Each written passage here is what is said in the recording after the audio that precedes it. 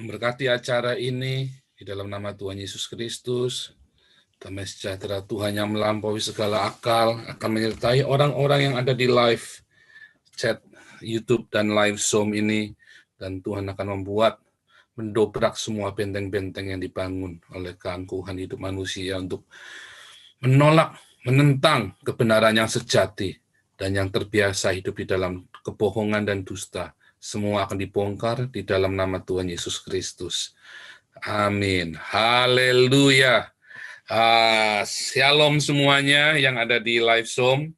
dan yang ada di live YouTube. Senang sekali menyapa Anda. Kita akan terus membongkar para Islamis yang berusaha menegakkan kebrutalan ideologi Mekah ini. Islam diciptakan, disetting memang untuk memanipulasi rakyat, untuk terjun dalam politik. Jadi Islam itu memang sebuah ideologi, bukan sebuah penyembahan, ya, tapi merupakan sebuah ideologi. Islam sebuah ideologi untuk membodohi rakyat dengan menakut-nakuti rakyat dengan hal-hal yang mitos-mitos, yang mistik-mistik, yang itu dijejalkan dalam pikiran umatnya sedari lahir. Diberi ketakutan, diberi segala macam intimidasi dan teror, bahkan umatnya sendiri diteror. Perlindungan terhadap wanita pun bukan melindungi wanitanya, tapi melindungi titiknya laki-lakinya. Islam diciptakan bukan untuk memberikan damai sejahtera. Karena rahmatan lil alamin baru terjadi kalau semua musuh-musuh Islam itu dibasmi. Dan kalau sesama Islam yang berbeda dibunuh. Nah, tinggal dia sendiri, maka baru ada rahmatan itil kelamin. Nah, ya, artinya apa rahmatan itil kelamin? Yaitu buat muas-muas itu 72 lonte yang ada di surga itu, rahmatan itil kelamin. Nah, itu dia. Ya, kalau saya ngomongnya bilang memuaskan hawa nafsu kan nanti orang Islam nggak ngerti. Kalau saya bilangnya rahmat itil kelamin, nah orang baru ngerti. Oh iya, betul ya. Betul, di surga kan istilahnya itil kelamin. Surganya Islam. Kalau saya ngomongnya vagina nggak ngerti, ya kan? Jadi jangan ngomong teman-teman yang email ke saya ini suka orang-orang Kristen munafik nih kamu nih. Padahal kan saya menyuarakan isi hatimu juga toh. Nah, kalau kamu takut, kamu jangan jadi Kristen. Kamu jadi Islam saja kayak Hani Christian sama Agustan. Ya, saya jamin kamu nanti akan lebih kaya. Akan lebih kaya ya, tapi kamu jadi tambah biadab, anakmu nanti mati. Anakmu nanti mati. Kalau Anda jadi Islam kayak Hani, kayak Stephen, kayak Irina Handono, terus kamu maki-maki, kamu ikut menghujat Kristen, anakmu mati nanti. Anakmu mati, dilaknat oleh Allah Subhanallah itu, ya kan? Nah, jadi teman-teman yang mengkritik saya, yang ada di email ya, orang-orang Kristen, pendeta-pendeta, Anda kalau takut jangan jadi pendeta, ya. Saya diam saja pun gerejamu tetap dibakar, saya diam saja pun gerejamu tetap dibom, saya diam saja pun orang-orang Kristen yang memberitakan Injil tetap dimasukkan ke penjara, saya diam saja pun kalian orang-orang Cina tetap diperkosa, dibunuh secara berkala. Saya diam saja pun kalian didiskriminasi. Iya Pak, diam saja digituin, apalagi kalau ribut. Nah, kalau saya ribut yang keras, seluruh internasional, saya kan ributnya dari Eropa nih, dari Jerman nih, ya, maka seluruh dunia akan dengar. Nah, maka Indonesia akan ditekan oleh dunia internasional. Takut. Kalau Indonesia boikot Prancis mah cuma senyum-senyum doang. Orang diboikot sama Amerika. Kemarin kan dengar sendiri kan, Xavier Herbert itu diboikot sama Amerika, zaman perang Teluk itu. Prancis cuma ketawa saja, nggak urusan. Apalagi diboikot Indonesia, Prancis cuma bilang, oke, kamu boikot saya tagih utangmu. Pusing-pusing dah. Galau dah Indonesia ditagih utangnya. Terpaksa. Rahmatan itil kelamin lagi jualan. Iya kan? Indonesia kan eksportir teroris dan eksportir wanita. Untuk dihamili kan di Arab. Wah ini Pak Paul kasar. Iya, saya kalau nggak ngomong terus terang begini, orang Islam mana ngerti. Ya, dengan saya ngomong begini banyak yang inbox saya orang-orang Islam ini. Dia berterima kasih. Ada yang ngomong, Pak, sekarang kan orang moderat sudah ngelawan. Bapak nggak usah ikut-ikut, nanti kita yang ditekan. Orang moderat itu kalau saya nggak bilang begini, orang moderat mana pernah bangun. Ya, itu Denny Siregar CS kan baru bangun kan setelah kita ngomong teriak-teriak begini, orang-orang yang kayak saya ini mulai teriak-teriak, orang-orang moderat kayak Denny Siregar, so dia bukan cuma moderat, dia liberal ya, baru bangun. Kalau saya nggak teriak mana bangun mereka, nggak bangun. Ya, kalau kita nggak teriak begini mengkritik Islam, Buya Syafi'i juga pusing.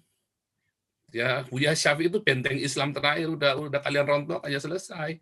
Gus Dur kalian anggap bukan Islam, semua segala bukan Islam. Makanya kita harus bicarakan seperti ini ya. Ya, Islam adalah agama yang rahmatan itil kelamin. Ya kan? Benar. Cuma seks doang pikirannya. Saya nggak bilang jorok. Otaknya cuma seks doang. Ya, saya awal ini langsung dengan vulgar ya. Tapi kiranya Roh Kudus memberikan Anda pengertian ya. Kamu kira ngomong-ngomong jorok begini orang kayak saya enak? Enggak ya, saya ini orang berpendidikan. Saya eh, sekolah doktoral ya. S2 saya ada 3 ya. S2 saya ada 3. Saya memilih kata untuk mendidik kalian. Nah, tema kita hari ini adalah Jerman meradang. Masjid-masjid bangkrut. Masjid-masjid di Jerman ya.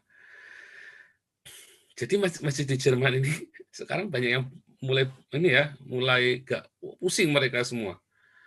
Operasionalnya besar. Kamu kira mau bikin rumah ibadah di Jerman kayak gereja segala macam? Makanya gereja Katolik banyak yang dijual, ya. Gereja Katolik itu banyak yang kosong ya di Eropa. Kenapa? Karena skandal. Dan harus diakui dong. Makanya setelah Paus Francis ini jadi paus ini, Jerman gereja Katolik mulai aktif kembali karena dibongkar sama Paus Francis. Kalau nggak orang Eropa itu paling benci dengan kemunafikan. Makanya kalau yang orang-orang humanis, mereka humanis beneran. Mereka tidak akan membuat humanisme dengan cara teror. Makanya mereka ikuti konstitusi, bahkan orang Jerman sendiri. Orang Jerman yang begitu keras saja ikutin konstitusi ya. Nanti kita lihat, ya tetap orang pemerintah Jerman itu nggak tanggung-tanggung kalau mereka ini ya. Kemarin ada 12 orang dari sayap kanan diduga neonasi ya, neonasi karena Islam ini respon dari Islam ini diduga sayap kanan neonasi. Siap mendanai sampai 50.000 euro senjata untuk nyerang masjid. Ya, untuk nyerang masjid. Karena respon, mereka udah nggak tahan. Seperti yang kemarin ya, kalau kemarin Pak Andre bilang itu ya, Pak Andre PP itu, kalau orang Jerman itu sudah ngedumel di dapur, bukan berkelahi di dalam bar karena mabuk. Orang Jerman kan hobi minum bir kan, bukannya berkelahi di dapur, bukannya adu panco di bak, tapi ngedumel di dapur. Oh itu udah hati-hati. Dan orang Jerman ini sangat taat konstitusi, tetapi ketika mereka lepas dari konstitusi itu mengerikan sekali ya. Orang Jerman itu mengerikan sekali. 15 tahun yang lalu itu di Erfurt terjadi ya.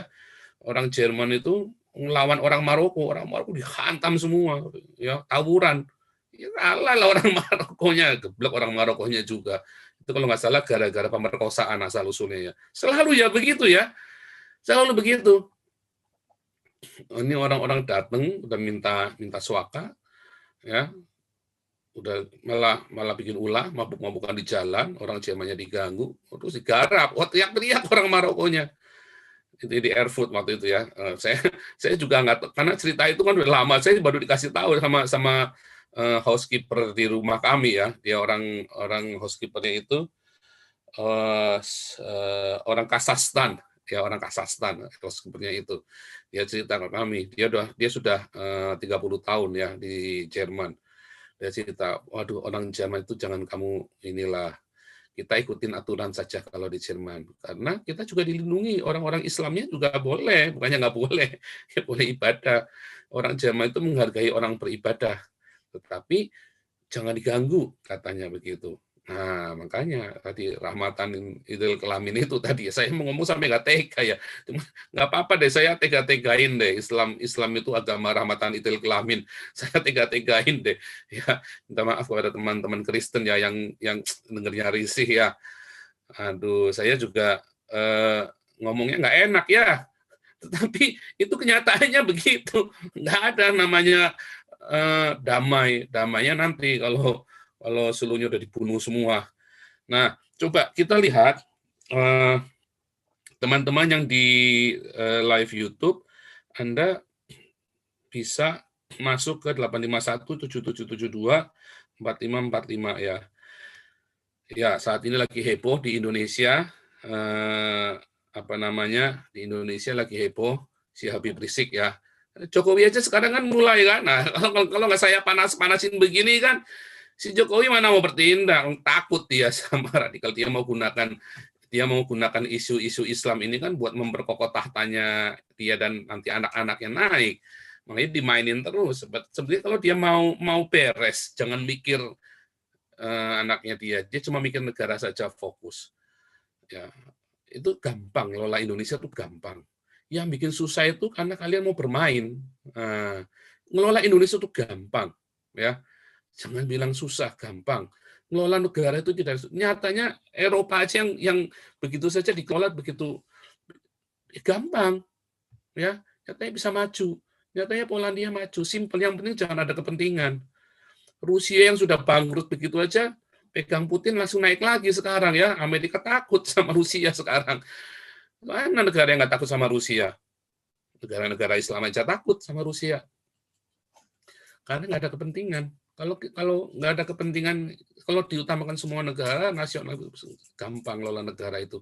Yang bikin sulit kan karena pribadinya dia sendiri punya kepentingan, ya kan? Kalau pribadinya nggak punya kepentingan, gampang. Mengelola apapun, itulah sebabnya di dalam Katolik itu pastor-pastor, romo-romo, paus itu pemimpin agama nggak boleh menikah supaya jangan punya kepentingan. Memang bagus juga, makanya saya bilang Katolik bagus juga, jadi nggak punya kepentingan. Coba gereja, begitu dia punya kepentingan, dia menikah, apa namanya, mau pergantian dinasti, anaknya pasti kekeran, rebutan warisan, tembak-tembakan, ya kan, warisannya terlalu banyak. Akhirnya pecah gerejanya dan sebagaimana dan macam-macam ya. Coba kita lihat dulu ya, share screen. Ya, sebentar, saya share screen dulu ya. Kita mulai. Oke, kita mulai ini ya.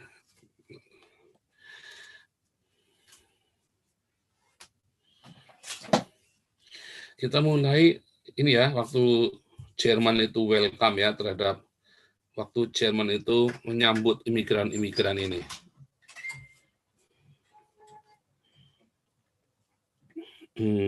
Mana ya tadi ya? Sorry ya, tadi saya sudah siapkan welcome. Aduh, sorry kelewat tadi. Oke, ini ya, kita mulai dari ini dulu ya, seperti biasa ya. Kita mulai. Jerman itu dulu sebelum 2016, ini awalnya semua 2016 sebetulnya, yaitu titik balik Eropa menolak. Sebelum 2016, Jerman itu menyambut kedatangan orang-orang Islam ini. Ya, orang-orang Jerman ini sangat baik. Mereka humanis, sama seperti dengan orang Eropa lainnya. Ya, bahkan sayap kanan pun tidak sekeras sekarang. Ya, tidak sekeras sekarang. Mereka baik. Mereka nggak antipati. Karena sejujurnya mereka sendiri pun masalah agama nggak urusan. Di Jerman itu benar-benar tidak mempolitisir agama, nggak kayak di Indonesia. Makanya buat mereka kehadiran Islam, kehadiran Buddha. Contohnya yang ini ya, menteri-menteri orang Vietnam itu, menteri-menteri yang peranakan Vietnam itu banyak di Jerman itu. Banyak. Menteri kesehatannya kemarin itu orang Vietnam. Nggak masalah. Dan bukan Kristen, Buddha kalau nggak salah ya. Nggak masalah. Di Jerman itu nggak masalah hal-hal seperti ini. Nah, kalau kita kemarin lihat yang di Kolon itu, sebentar ya, saya carikan dulu. Yang di Kolon itu nih, sebentar tadi ada yang kelewat tadi ya. Yang di Kolon itu dulu penyambutan, ada acara penyambutan dari orang-orang di Kolon itu kepada orang-orang Islam ini, bahkan mereka dikasih teh, dikasih kopi, kasih susu, kasih teh hangat gitu ya. Mereka baru turun dari ini ketika mereka dijamu benar-benar. Ya mereka dijamu benar-benar. Ngeri sekali orang-orang Jerman ini, begitu baiknya begitu baiknya terhadap orang-orang Islam ini, terhadap refugee Islam ini. Mereka baik ya, mereka sangat baik sekali. Luar biasa sekali mereka itu. Nah, tetapi mereka menjadi kecewa. Kebaikan itu ternyata tidak ditanggapi dengan yaitu bertepuk sebelah tangan. Mereka berpikir bahasa yang paling mudah itu kan bahasa kasih, ya kan? Bahasanya kita nggak ngerti, nggak bisa bahasa Arab orang Jerman. Tapi kalau memberi sesuatu, itulah bahasa kasih. Tetapi nampaknya orang Islam itu tidak mengerti bahasa lain, hanya bahasa Arab. Orang Islam itu hanya tahu bahasa Arab, tidak mengerti bahasa lain. Nah, itu masalahnya. Makanya, dan satu yang kedua, itu bahasa Arab. Dan yang kedua adalah bahasa pedang. Orang Islam itu hanya mengerti bahasa Arab dan bahasa pedang. Mereka tidak mengerti bahasa kasih. Ketika kita ngomong tentang kasih, orang Islam itu nggak ngerti. Makanya tadi rahmatan itil kelamin itu tadi. Dan yang ketiga, bahasanya bahasa seks. Ya, begitu dikasih tetek begitu dibuka, gitu. Mereka langsung paham. Oh iya, maksudnya mau ngehe gitu. Bukan kasih, bukan cinta, bukan, beda. Gabruk, jebrot, selesai. Begitu dalam Islam. Makanya pukullah istrimu, perkosalah istrimu, boleh. Beda kalau di Eropa, orang kafir itu mengerti bahasa kasih. Apa kamu nggak boleh perlakukan istrimu seperti itu? Kamu harus angkat dulu hatinya, kamu jamu dulu. Bahkan kalau ngelamar pun bukan dijual ya. Kalau di Islam kan dijual anaknya itu. Di Eropa itu kamu udah sujud kamu sujud ngasih cincinnya itu kalau kamu sujud, kamu nggak sujud kamu nggak diterima. Bahkan kalau perlu kamu sujud di depan audiens, ribuan audiens, wah itu istrimu akan lepak-lepak itu kalau yang begitu. Nah, hal-hal seperti itu yang tidak dimengerti dalam Islam. Islam itu hanya mengerti satu bahasa Arab, dua bahasa pedang, ya halal darah. Ketiga bahasa itu esek-esek, wik.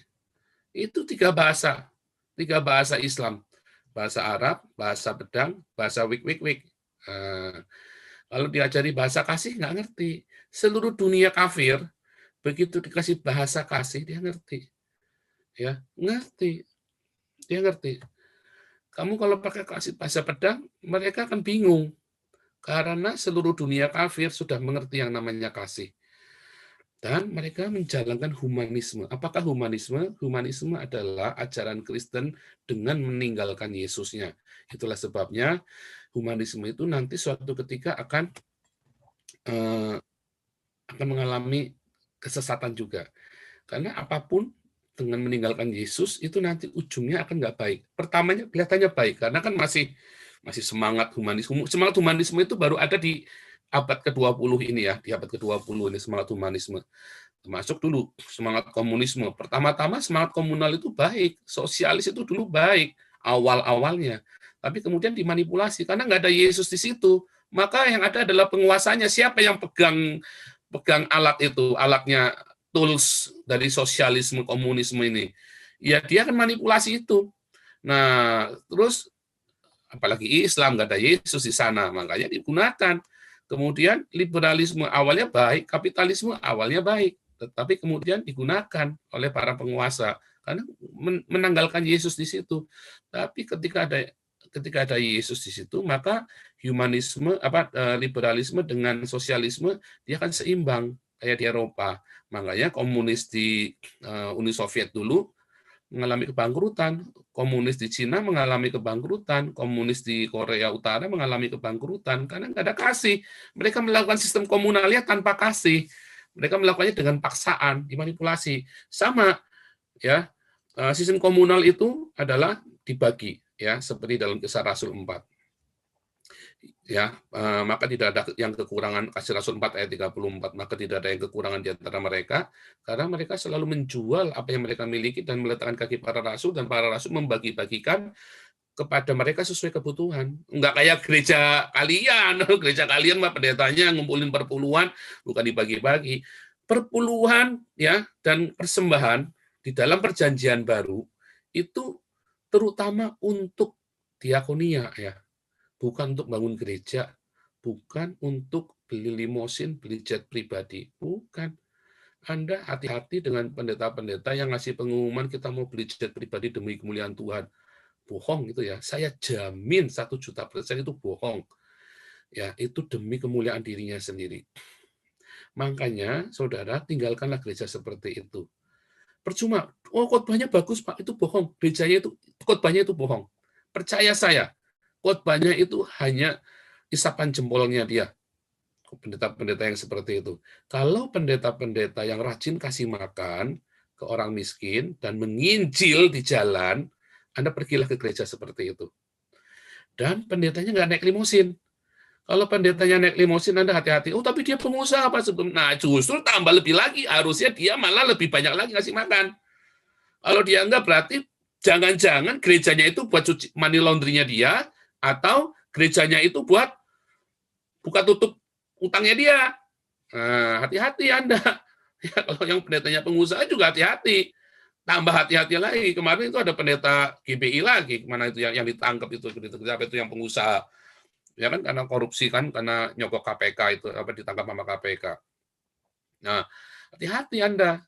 Kalau pendeta yang tidak memberitakan Injil di jalan dan tidak ngasih makan orang miskin, ya dianya naik limosin, jemaatnya banyak yang nggak bisa bayar sekolah, banyak yang kere, Anda hati-hati, tinggalkan gereja itu. Percaya, khotbah-khotbahnya itu semua bohong. Khotbah-khotbahnya itu, Mario Teguh jauh lebih baik khotbahnya daripada dia. Ya, Mario Teguh, Tunggu Semwaringin, terus apa lagi itu, Tanah di Santoso, itu jauh lebih baik. Ikutilah mereka daripada pendeta-pendeta ini. Kalau Anda cuma butuh motivasi. Karena yang mereka sampaikan itu bukan firman Tuhan. Hati-hati.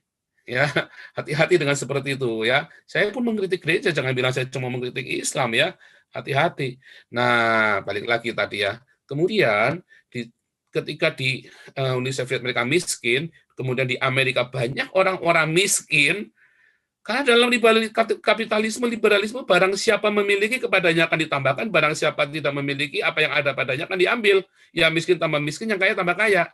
Makanya di Eropa, ya mereka masih melakukan firman Tuhan. Dan mereka masih ada Yesus di Eropa, dan mereka mengutamakan Yesus. Makanya orang-orang Eropa bilang, Eropa dibangun di atas kultur Kristen. Bahkan politikus-politikusnya pun berkata, Eropa dibangun di atas dasar kultur Kristen. Dan itulah humanisme. Ya, humanisme adalah bentuk keseimbangan dari liberalisme dan sosialisme. Tetapi kemudian mereka pertamanya meninggalkan Yesus supaya menjadi netral. Supaya menjadi netral, kalian tinggal di Eropa, nggak cuma orang Kristen saja, orang ateis juga ada, orang Islam juga banyak. Nah, jadi itu nggak masalah tadinya. Nah, kemudian ketika mereka benar-benar meninggalkan Yesus nantinya, itu mereka nanti akan jadi bahaya humanisme ini. Akan menjadi bahaya sekali. Ya, tanpa pengajaran yang hakikat, yang pengajaran dari Tuhan Yesus Kristus, apapun bentuknya itu pengajaran, itu akan berbahaya sekali. Nah, jadi saudara, kalau Anda melihat hal-hal seperti ini yang ada di Eropa ini, dengan kebaikan-kebaikan orang Jerman tadi, ya, kemudian nanti kita lihat ya. Sebentar, saya mau tunjukkan dulu satu ini ya, yang kemarin dilakukan di Jerman. Sebentar, saya mau tunjukkan dulu sebagian. Oke. Oh iya, teman-teman yang di live Zoom, Anda bisa raise hand. Sorry ya, tadi belum saya nyalakan. Oke, sekarang Anda bisa nyalakan mic Anda sendiri masing-masing ya. Sekarang Anda sudah bisa nyalakan mic Anda. Oke, saya lagi mau tunjukkan. Tapi jangan langsung nyalain, sebab nanti berisik ya, ganggu yang lain. Anda kalau yang mau bicara angkat tangan, nanti boleh bicara ya. Angkat tangan baru boleh bicara, supaya jangan mengganggu yang lain juga. Nah, kalau Anda lihat yang di Eropa ini gerakan-gerakan menolak Islam itu mulai bangun ya, gerakan-gerakan menolak Islam. Kalau di Jerman itu sejak kejadian di Köln ya, sejak kejadian di Kolon itu, wah itu benar-benar nih saya tunjukkan ke Anda. Di Kolon itu, kejadian di Kolon itu benar-benar membuat orang-orang Jerman ini langsung berubah pikiran. Wah, ini fatal sekali ya 2016 ini. Kolon attack New Year's Eve crime cases top 500 kasus ya.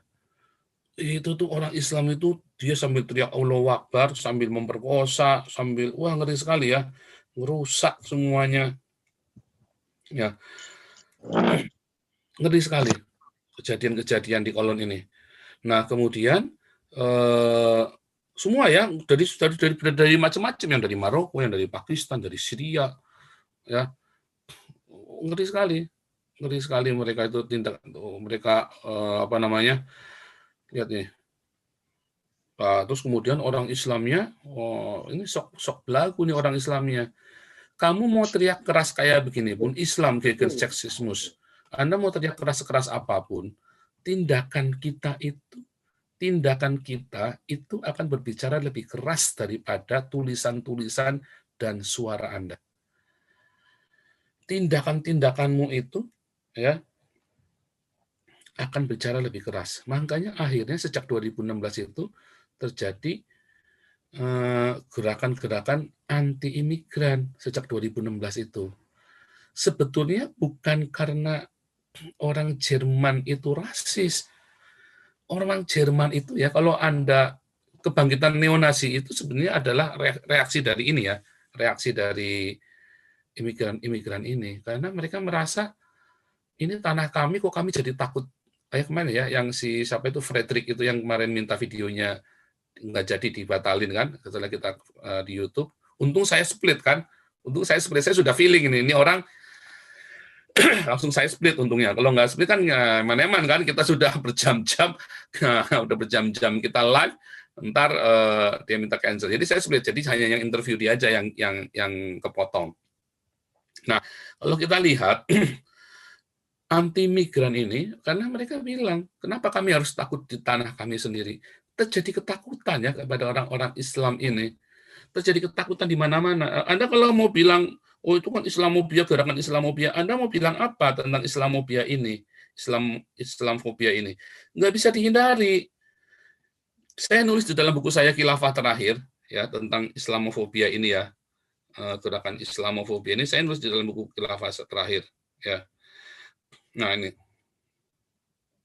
sebentar. Ini orang-orang di Jerman minta ini ya, minta apa namanya, minta asilum mereka itu dipercepat dan segala macam. Iya, terus mereka mau jadi warga negara, kalau jadi warga negara bikin kriminal, terus habis bikin kriminal, mereka nggak bisa dideportasi. Nah, itu memang itulah kadang-kadang orang kan nggak mengerti kan. Cuma 6 bulan, kamu bayangin di Indonesia ada yang 4 tahun loh, cuma nunggu nggak diapa-apain. Ini mereka 6 bulan aja udah ribut.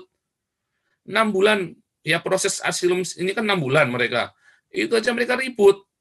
Baru 6 bulan aja ribut. 6 bulan, terus nanti mereka bisa 6 bulan lagi banding, ya kan, kalau ditolak. Jadi setahun. Tapi proses, itu ribut mereka. Bayangin di Indonesia. Ya kan, bayangin dengan di Indonesia. Kacau. Nah, coba lihat. White supremacy. Mereka sendiri yang bikin ulah. Islam itu selalu playing victim. Nah, kalau menurut saya ini adalah playing victim ya. Ini adalah, saudara tahu kata playing victim ya, pura-pura jadi korban. Orang Islam itu selalu begitu. Contohnya zaman Muhammad ya. Muhammad itu kan suka gangguin orang Quraisy, suka ngata-ngatain orang Quraisy kafir, pagan, terus mengolok-olok orang Quraisy, ya kan? Terus mereka orang Quraisy lagi nyembah dewa-dewa mereka, dilemparin pakai batu, ya, di mocking gitu kan. Terus orang Quraisy-nya jengkel. Suatu ketika orang-orang Islam lagi nungging, sholat, ditendang. Wah, ngamuk. Wah, dikeroyok langsung sama orang Quraisy-nya. Orang Islamnya kan ngamuk, ditendang, bokongnya kan lagi nungging begitu kan.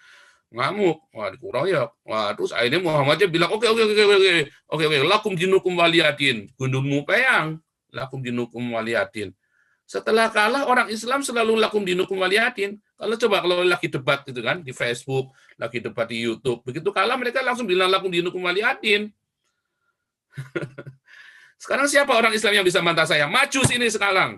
Orang Islam yang bisa bantah saya. Saya kasih 1 miliar kalau kamu bisa bantah saya, omongan saya. Nggak ada yang bisa, nggak ada yang sanggup, nggak akan ada yang sanggup bisa bantah, nggak ada yang bisa sanggup omongan saya. Karena yang saya ngomong ini benar, semua benar, ya ada dalilnya semua. Dan saya selalu kasih bukti. Kamu kalau bantah saya jangan cuma ngomong tok, tunjukkan bukti, ya. Makanya nggak ada orang Islam bisa bantah saya. Ustadz-ustadznya semua ke sini. Makanya saya kasih tantangan terbuka. Setiap hari Zoom saya terbuka. 851-7772-4545. Ya, oke, silakan Pak John Santoso dulu. Silakan Pak John Santoso. Silakan Pak, di unmute dulu Pak John. Shalom Pak, selamat malam Pak. Shalom Pak, ya. Iya emang benar Pak, yang Bapak bilang itu mereka cuma mengenal bahasa kekerasan. Mereka nggak bisa mengenal bahasa kasih.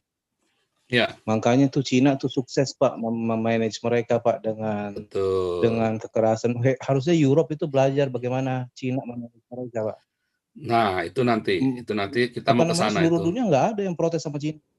Nggak ada, nggak berani, nggak bisa. Mau yang protes mereka bagaimana? Protes justru yang di Eropa yang baik. Tapi Cina yang jahat banget. Nah betul Pak. Mereka yang memang benar-benar membantai orang Muslim paling banyak ya Cina, tapi nggak ada yang berani protes. Ya. Mereka cuma berani protes ke Eropa, ke Amerika yang sebenarnya justru sangat baik gitu. Tapi kalau begitu orang-orang Europe itu harusnya belajar sama Cina Pak, bagaimana mereka manage itu, dan Rusia juga. Si Putin itu jago Pak. Jago. Itu nggak berkutik itu jihad itu habis Pak. Ya. Ya itu yang perlu mungkin itulah dipelajari. Itulah masalahnya. Dan juga orang-orang liberal di Eropa itu kan mereka dulu mau menyingkirkan gereja, pengaruh gereja. Jadi mereka memakai teori ada namanya peribahasa bahasa Inggris is the enemy of my enemy is my friend. Iya. Iya kan? Nah, mereka ketemu sama orang-orang Muslim ini yang ya notabene anti gereja kan. Nah, mereka memanfaatkan itu sebagai dulunya mereka mau pakai itu sebagai alat untuk menyingkirkan pengaruh gereja, tapi at the end of the day mereka justru berbalik. Nyerang Charlie Hebdo kan liberal, Pak. Justru yang dibantai. Nah, sekarang mereka udah bingung nih. Jadi ya ini yang terjadi. Mereka harus belajar dari Cina lah. Dan kalau saya mau ngajak teman-teman Kristen ya, kita doakan nih pemimpin Cina yang ateis ini, yang komunis ini, kalau dia bisa terima Yesus, Pak. Ini akan jadi hal yang sangat luar biasa. Itu aja Pak, terima kasih. Ya, luar biasa. Jadi kalau di Cina memang cara menanganinya sudah melewati batas kemanusiaan. Tetapi sebetulnya apa yang dilakukan oleh Cina itu demi mengamankan 1,5 miliar. Jumlah Islam di dunia itu juga hampir 1,5 miliar kira-kira ya. Sama dengan jumlah populasi di Cina. Tetapi ada nggak orang Islam di Cina? Ada, kira-kira 50-100 juta orang Islam di Cina. Mereka dilindungi. Asal mereka Al-Qur'annya disesuaikan dengan aturan pemerintah Cina. Dan ya mereka harus terima. Karena itulah Cina. Nah, sedangkan hadits nabinya saja sudah suruh bilang, belajarlah sampai ke negeri Cina. Mereka udah kalah. Karena sudah, makanya si Muhammad Salman itu pun akhirnya investasinya bukan ke Indonesia, nggak percaya sama orang Indonesia, mereka lebih percaya sama orang Cina, kasih uang ya ratusan triliun ke Cina bukan ke Indonesia, padahal Indonesia adalah negara Islam terbesar di dunia. Tapi kenapa Salman tidak percaya sama orang Indonesia? Orang Islam nggak akan percaya sama orang Islam dalam masalah uang. Orang Islam percaya sama orang Islam kalau sudah cerita mau halal darah. Nah, mereka akan cari aliansi. Contoh, siapa yang tolong Turki lepas dari krisis? Apakah Arab? Bukan. Turki itu malah ribut sama Arab masalah diboikot ya produk Turki itu di Arab. Diboikot di Oman, di Qatar itu diboikot Turki itu. Turki itu diboikot di Arab. Ya, Turki diboikot. Orang Arab tidak akan percaya kepada sesama Arab. Orang Islam tidak percaya sesama Islam masalah uang. Beda dengan orang Yahudi. Orang Yahudi kepada orang Yahudi, dia masalah uang, dia percaya. Makanya tidak ada orang Yahudi miskin. Mereka selalu dimodalin ya sama yang di atasnya. Itu rumus. Ya. Orang Arab tidak akan percaya masalah uang kepada sesama Arab, orang Islam tidak akan percaya masalah uang kepada sesama Islam. Percaya saya deh, ya. Makanya si Salman itu nggak percaya Indonesia, dia percaya kepada orang kafir, kepada Cina. Itu terjadi, itu adalah rumusan, ya, itu adalah rumusan. Tapi kalau masalah bunuh-membunuh, orang Islam percaya sesamanya. Makanya Erdogan menghimbau negara-negara Islam untuk perang salib. Karena kalau ada masalah bunuh-membunuh, orang Islam itu, nah itu bahasanya dia sama. Allahu Akbar, kafir, bunuh, langsung bersatu. Ya, yang mereka tadinya beda-beda mazhab saling bunuh, mereka langsung bersatu melawan. Makanya orang Islam, bagaimana cara orang Islam supaya mereka bisa tetap bersatu? Cari musuh, kafir. Cari musuh. Makanya perang terus. Nah, itu adalah satu fakta. Ya, itu adalah satu fakta yang nggak bisa dipungkiri. Nggak bisa dipungkiri. Mau diapa-apain nggak bisa dipungkiri. Itu adalah satu fakta di yang terjadi. Kenyataannya bahwa di negara-negara Islam mereka perang satu sama lain. Ngomongnya diadu domba kafir, katanya orang-orang yang di Jerman ya.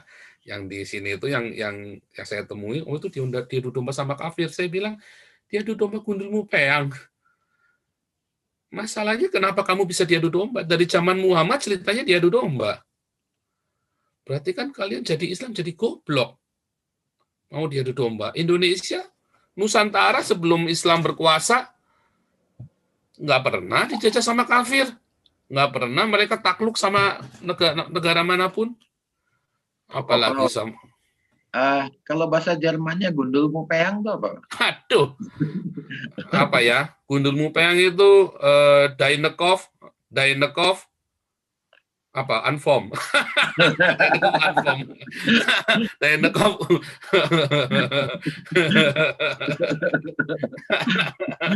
Just a joke. Ya, lanjutkan. Oke, ini Pak David dulu, Ginola, silakan Pak David Ginola. Pak David Ginola, silakan. Malam, Pak Paul. Shalom. Ya, saya sebenarnya mau menyampaikan satu hal dan juga nanyain satu pertanyaan juga ya, Pak. Saya mulai dari yang pertama dulu, Pak.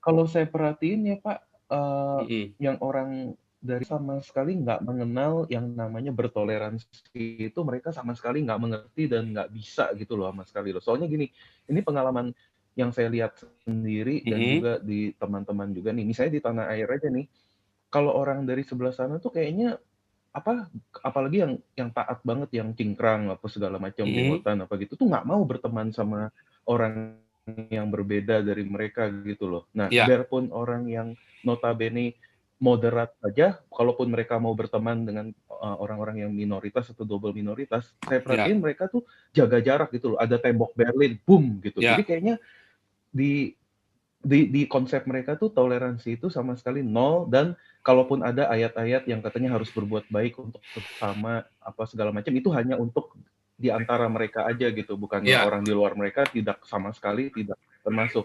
Jadi saya bilang idealnya mereka itu kayaknya harusnya di satu asteroid di luar angkasa yang asing, udah mereka aja di situ, jangan ketemu orang-orang lain. Kalau ketemu orang lain pasti ujungnya berantem. Tapi biarpun begitu, di asteroid itu sendiri mereka bakal berantem satu sama lain. Bentar, gitu. Pak David, kelihatannya feedback ini Pak David. Pak David pakai dua device ya. Ini ada yang nyalain. Satu ya, sebentar. Ini yang lain saya mute dulu ya. Iya.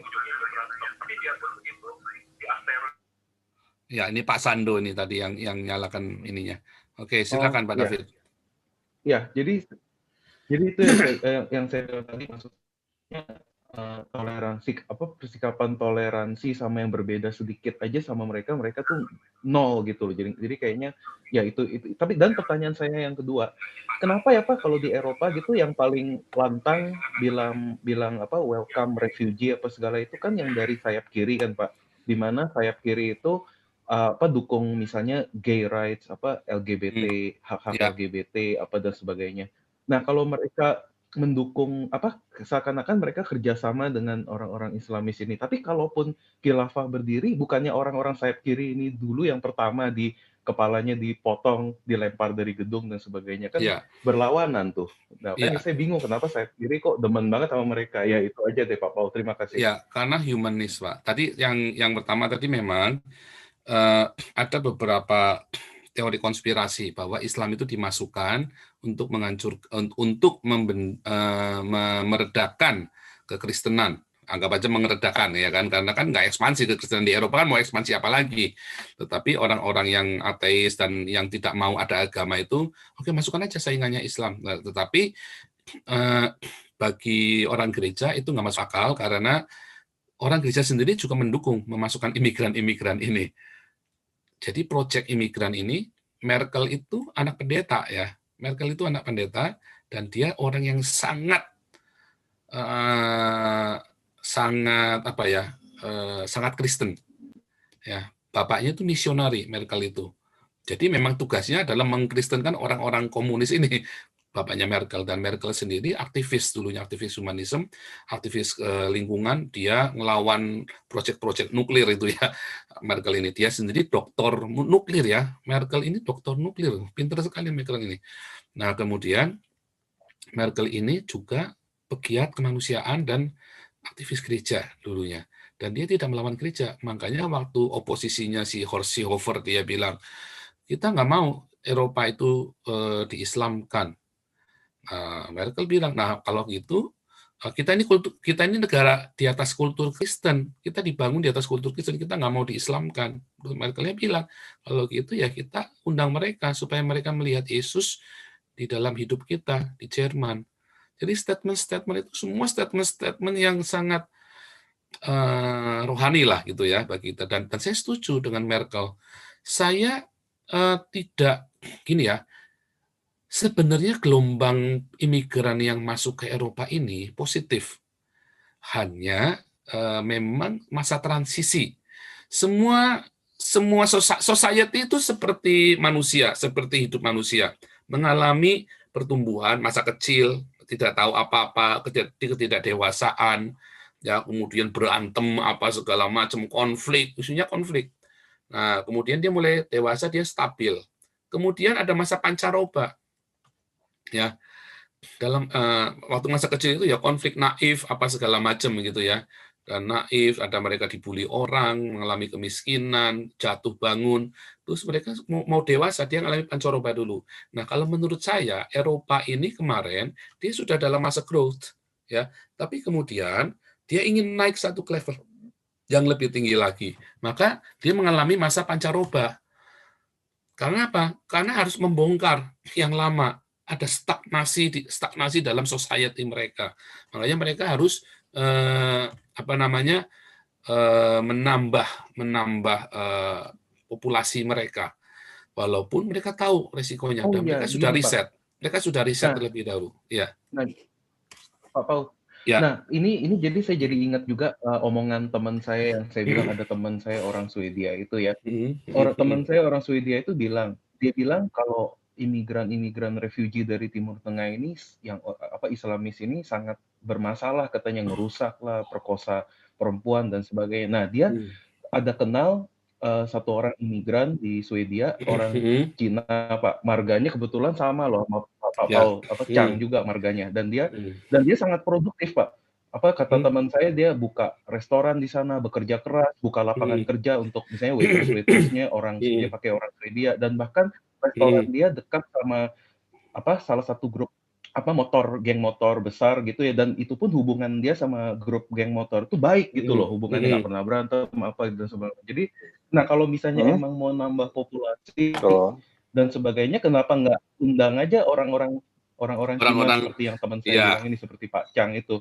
Kan jadi bagus kan, bahkan orang double minority di tanah air aja banyak tuh. Misalnya kalau orang double minority di tanah air dibilang mau nggak ke Eropa kerja keras kamu sana, pasti banyak yang bilang ya besok setuju, langsung berangkat, langsung angkat koper. Nah, kenapa kalau mau produktif, teman saya bilang orang-orang Cina jauh lebih bagus. Teman saya yang orang Swedia bule loh yang bilang gitu. Nah, itulah sebabnya orang-orang Indonesia kalau minta suaka di Amerika, orang-orang Tionghoa Indonesia ya, entah suaka di Amerika atau di Eropa,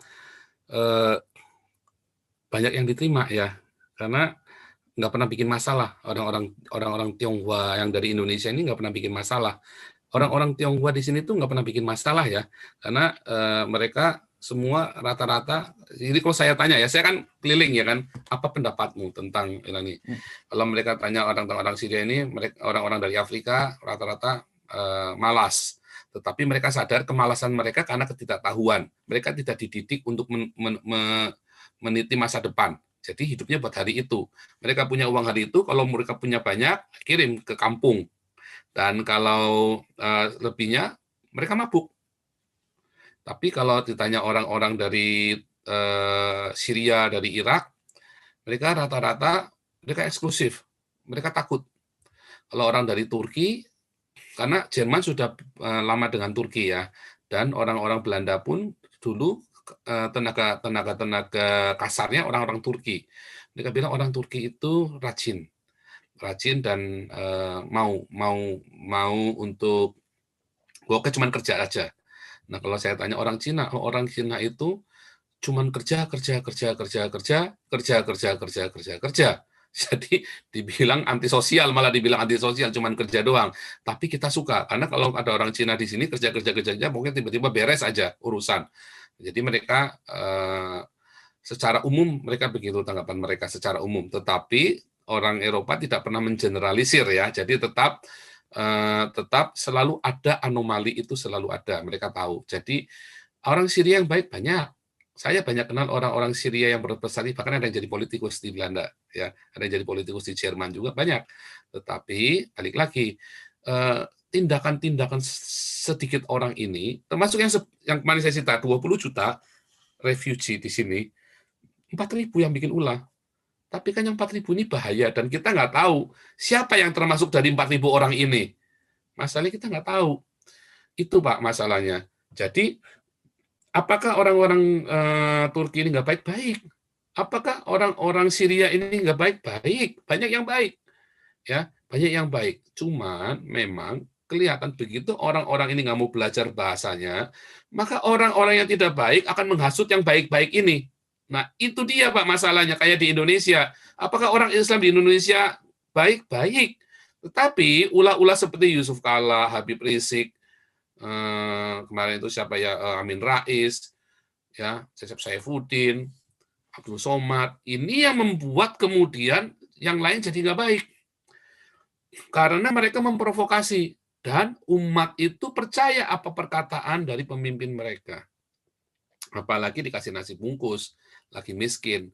Itulah sebabnya saya menyerukan kepada gereja, ayo bagi beras. Di masa-masa ini, nanti kalian akan menghadapi konflik. Indonesia pasti konflik, apalagi ini si babi berisiknya kan pulang. Kalian akan menghadapi konflik. Bagaimana supaya jangan konflik? Kamu harus kasih makan mereka supaya mereka kenyang. Kalau mereka kenyang, mereka nggak akan lebih, otaknya akan lebih dipakai.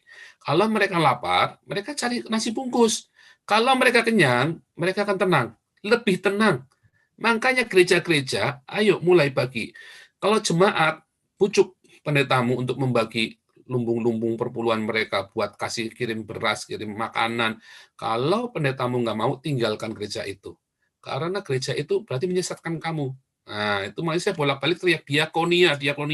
Waktu diakonia, jangan sambil diiming-iming kasih ayat Alkitab. Jangan. Kamu mau ngasih mah ngasih aja. Jangan pakai pamrih. Itu namanya kamu pamrih sekalipun. Tapi kan saya mau mengkristikan mereka, Pak. Itu kan demi kerajaan Allah. Enggak, bohong kamu.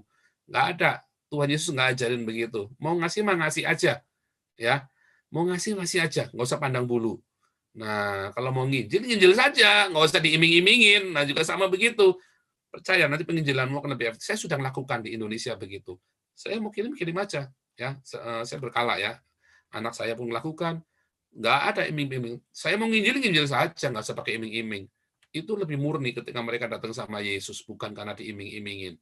Daripada orang datang sama Yesus diiming-imingin, itu kan jadi pengkhianat loh. Hati-hati loh.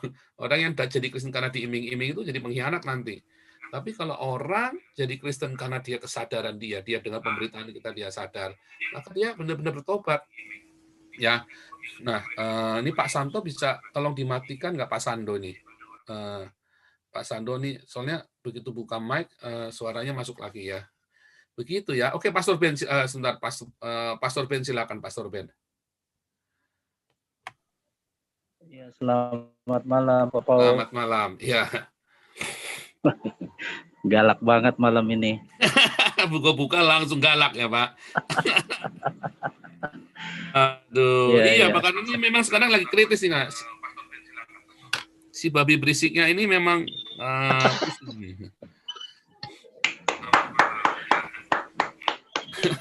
Iya, feedback kayaknya itu, Pak Paul. Iya, ini Pak Sando ini. Pak Sando, jangan dinyalakan mic-nya kecuali mau bicara Pak Sando. Sebab nanti mengganggu yang lain. Ya, Pak silakan. Paul. Ya. Kan Pak Paul menolak teori konspirasi gitu, Pak Paul. Iya, iya. Jadi ketika ada isu juga saya juga beberapa kali bertanya kepada orang-orang yang memahami tentang bahwa Islam itu dalam tanda petik ya, Kok Paul ya, patut diduga karena saya ada di Indonesia, Kok Paul. Kalau Kok Paul dari sana enak aja nyemprot ya kalau di sini. Ya.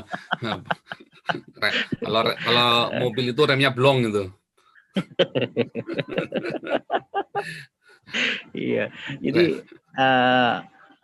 di Turki kan 7 jemaat itu benar nggak, Pak Paul, bahwa Hagia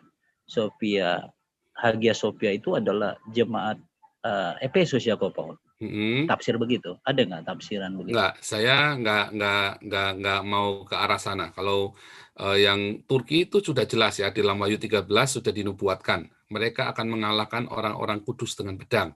Dan itu sudah dikenapi abad ke-14, Ottoman nyerang Bizantin, ya kan? Ya. Wahyu 13 kan sebut mereka akan menyerang orang-orang kudus dengan pedang. Gitu kan? Dan mengalahkan mereka. Gitu ya, mereka akan mengalahkan orang kudus dengan pedang. Ya. Dan itu sudah dikenapi. Alkitab itu ya dan amin. Jadi ya, itu sudah selesai buat saya. Ya. Jadi itu lagi, Ko Paul, tentang tadi Ko Paul agak sedikit singgung bahwa Islam itu sengaja diciptakan untuk menghempang laju kekristenan yang ada di dunia. Itu ada ini enggak, Ko Paul, hermeneutika kesananya gitu, tafsiran tentang itu? Itu ada di YouTube saya yang judulnya Muhammad sudah dinubuatkan dalam Alkitab. Ada tiga video Muhammad dinubuatkan dalam Alkitab. Jadi itu memang sudah dinubuatkan kehadiran Islam ini. Dari zaman Daniel 2 ayat 43, mereka disebut bangsa bercampur. Kata bercampur itu, bahasa aslinya itu mid Arab. Arab itu artinya bercampur, mingle, bercampur karena perkawinan. Nah, jadi bangsa-bangsa Arab ini akan menguasai dunia. Setelah yang terakhir Roma, maka ada kebangkitan bangsa Arab. Daniel sudah jelas, Daniel 2 ayat 43, dalam bahasa Aram itu Arab. Karena Daniel 2 kan ditulis dalam bahasa Aram. Ya kan? Nah, kemudian dan dalam banyak ayat-ayat lain, termasuk di dalam waktu Yesus berkata, lihat dia ada di bilik, lihat dia ada di gurun. Kamu jangan pergi ke sana. Bilik yang di padang gurun itu hanya Ka'bah, ya. Bilik yang di padang gurun. Nah, kamu jangan pergi ke sana. Nah, tapi kan sekarang orang-orang Islam kan teriak-teriak kan, ya kan, Allah bubar, nah, ya kan, Muhammad cabulullah, sambil ngelilingi Ka'bah itu kan. Nah, jangan kamu pergi ke sana. Nah, itu sudah dinubuatkan juga. Sampai yang terakhir, nubuatan yang terakhir adalah yang di Wahyu 13. Mereka akan mengalahkan orang kudus dengan pedang. Dan itu terjadi. Bizantin itu, kota kudus itu dikalahkan. Hagia Sophia, ya kan, dikalahkan. Itu adalah negara Kristen pertama di dunia. Yang paling besar. Tetapi dikalahkan. Artinya itu simbolisasi kan. Mewakili. Itu mengalahkan orang kudus dengan pedang. Makanya. Sedikit lagi kok, Paul. Ya. Kolerasinya, apakah benar bahwa Israel bermain sengaja menciptakan ya Islam itu dalam tanda petik untuk menghempang laju kekristenan? Ada nggak kebenaran ke arah itu, Pak Paul? Islam itu lahir kira-kira abad ke-8 ke-9 ya, kira-kira abad ke-8 ya, abad ke-7 8. Jadi bukan Muhammad. Kalau Muhammad itu kan cerita yang dibangun. Abad ke-8 itu bersamaan dengan lahirnya legenda-legenda Sinbad, Alibaba dan sebagainya. Jadi Islam itu kalau dibilang diciptakan oleh Yahudi nggak mendapat keuntungan apa-apa. Bahkan menurut sejarah, Yahudi saat itu justru mendapat tekanan-tekanan dari Islam ini. Bentar ya, Ibu Trudit, saya masih live di YouTube. Iya, oke ya. Nah, jadi justru Islam ini, orang-orang Yahudi di Medina kan diusir, ditindas, ya kan? Orang-orang Yahudi malah dikutukin sama orang-orang Islam ini, mau dibunuh sampai mau ngehe itu, kalau ngehe itu malam Jumat sama dengan membunuh 100 orang Yahudi. Jadi kalau cerot, 100 orang Yahudi mati. Begitu kan? Itu begitu, ya kan? Hadisnya kan begitu, sunnah Rasul. Kalau ngehe malam Jumat, ya itu sama dengan membunuh 100 orang Yahudi. Ya, itu begitu. Dan itu memang sudah jadi bukan.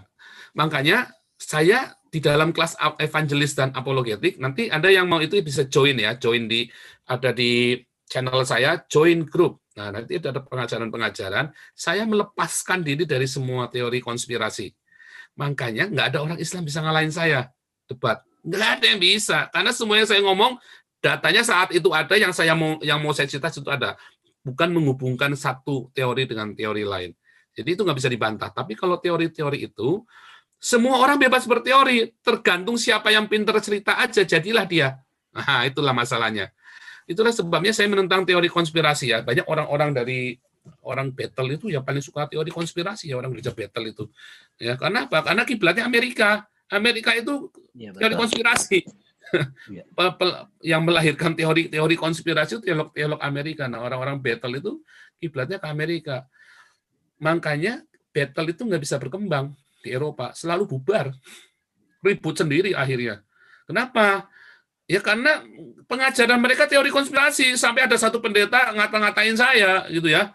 Hati-hati pengajaran yang tidak bisa menerima microchip yang antikristus. Saya tidak bertanggung jawab dengan hamba-hamba Tuhan seperti ini.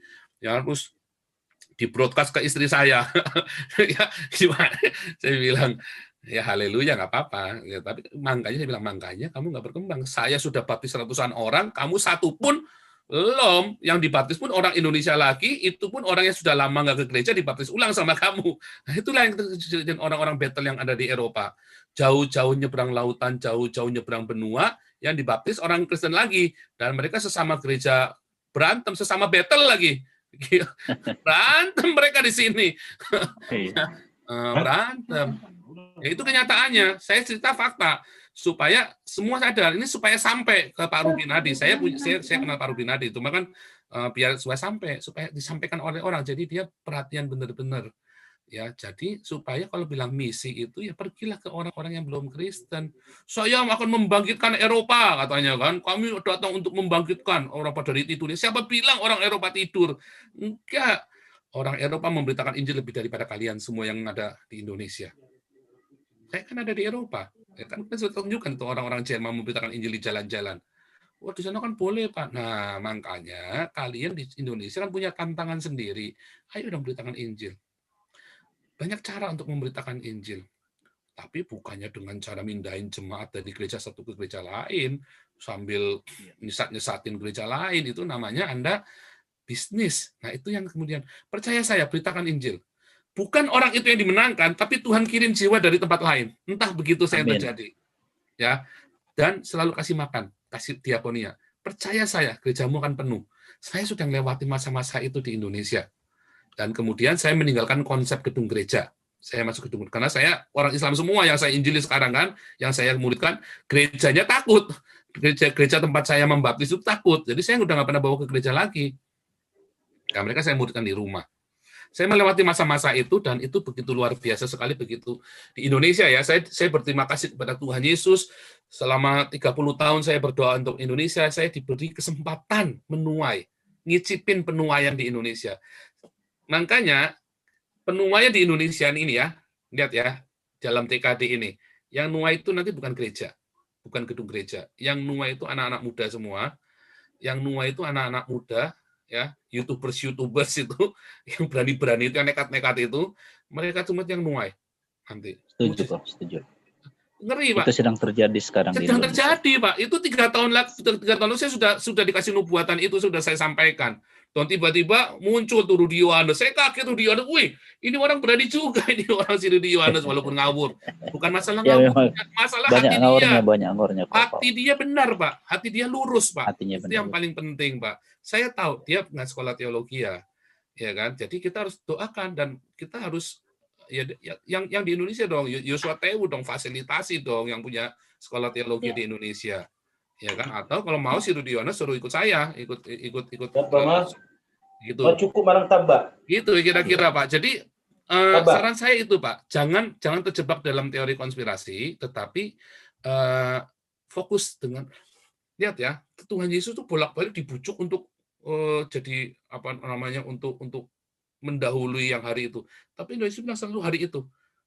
Ya, beritakan Injil, sembuhkan orang sakit, diakonia. Nah, kita fokus ke yang hari ini. Nah, kita ngalah-ngalah ke yang jauh, sementara yang di depan mata kita nggak lakukan. Karena memang pelajaran teori konspirasi ini enak, Pak, duitnya, Pak. Nah, Pak cari duit, Pak, Indonesia pada kenyataannya. Jadi hati-hati. Kita lihat di Jerman nanti. Oke, nanti kita balik lagi ke Jerman. Ini Pak Mumet dulu nih. Ini Pak Mumet. Oke, Pak Paul, makasih. Kamsia. Ya, kamsiali. Haleluya. Pak Mumet, silakan Pak Mumet. Pak Mumet, silakan dibuka, di-unmute. Saya baru pertama ini. Iya, silakan. Baru pertama masuk. Oke. Kalau kata saya sih, Pak Pendeta Chang ini harus berterima kasih karena ada Islam. Kenapa, Pak? Iya. Sekarang kenapa malaikat membelot jadi setan itu dibiarkan oleh Tuhan? Kalau menurut pandangan saya, supaya orang bisa lebih beriman. Apa jadinya kalau di dunia ini tidak ada Islam? Apa kerjaannya Pak Paul? Jadi harus berterima kasih. Orang mungkin kalau tidak ada Islam, orang beriman itu akan jauh lebih sedikit barangkali. Gitu ya. Jumlahnya, iya. Sama seperti Yudas masuk surga dong, Pak, nanti, Pak. Rudi Yohanes kan bilang Yudas masuk surga. Kalau nggak ada Yudas, Tuhan Yesus nggak disalib. Kalau itu kan memang sudah kehendak Tuhan. Itu sudah kehendak Tuhan. Sama memang itu sudah kehendak Tuhan. Yudas tetap tidak masuk surga. Orang Islam tidak masuk surga. Karena itu memang Tuhan punya alat. Iya. Dan kalau menurut kitab Wahyu, memang orang Islam itu harus tetap ada dan jumlahnya itu kurang lebih seperempat dari seluruhnya. Sepertiga harus seperempat lah gitu dari keseluruhannya. Ya, dan memang sepertiga kan. Islam kan sepertiga dunia ya. Jadi kalau di Eropa itu misalnya orang Kristennya berkurang, mereka masuk Islam, di Indonesia bakal nambah, di Afrika bakal nambah gitu. Itu mah tuker-tukeran aja. Oke, rumusnya sepertiga ya, rumusnya sepertiga. Dari Tuhan sudah seperti itu, ya kita terima saja gitu. Jadi tuker-tukeran tempat aja. Ya, itu. Tapi yang pasti memang berguna itu. Halo.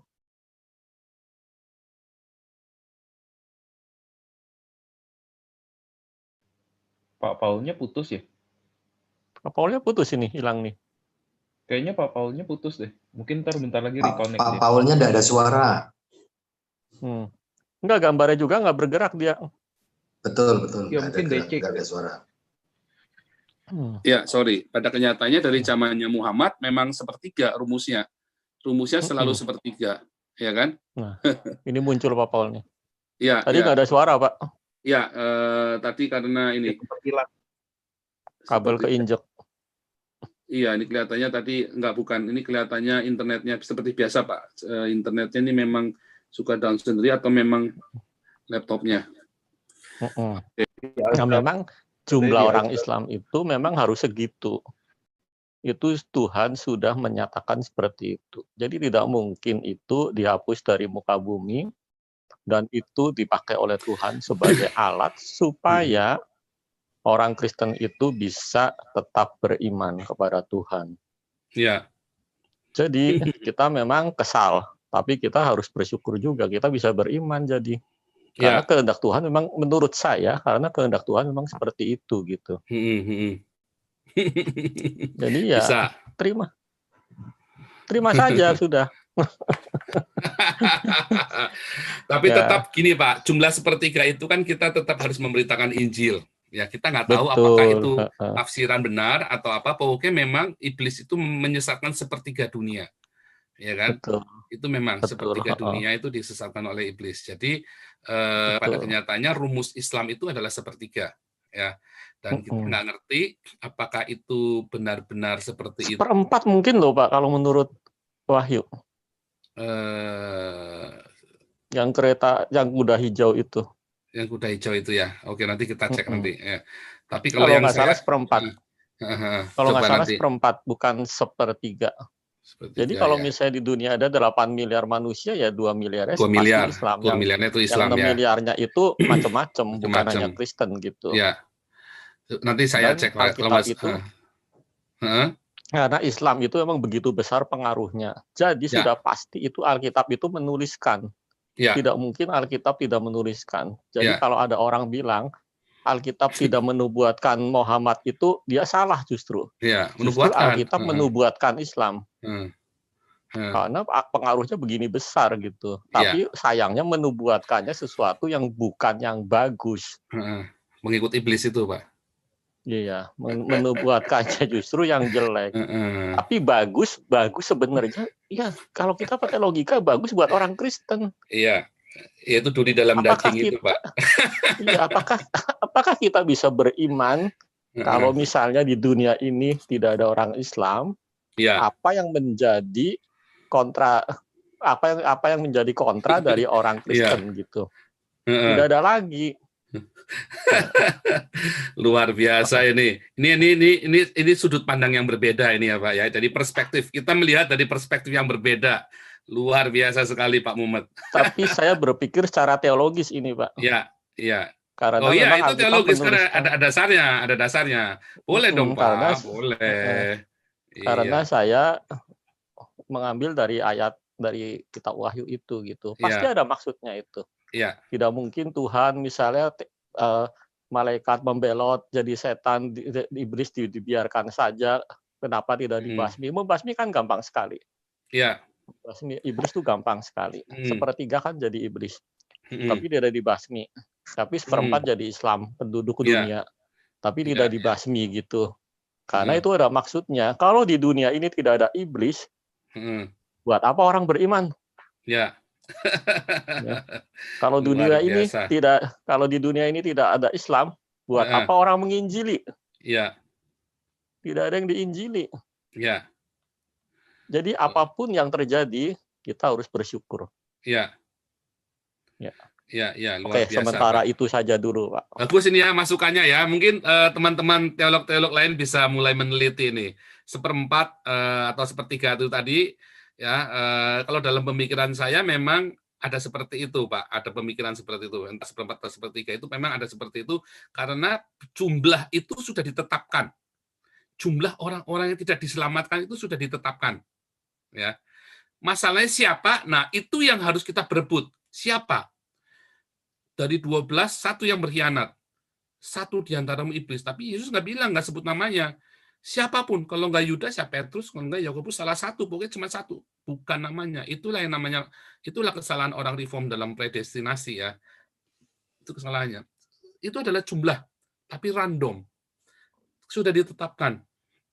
Tapi siapa? Nah itu sama, orang-orang Islam ini juga sama. Jumlahnya sudah ditetapkan.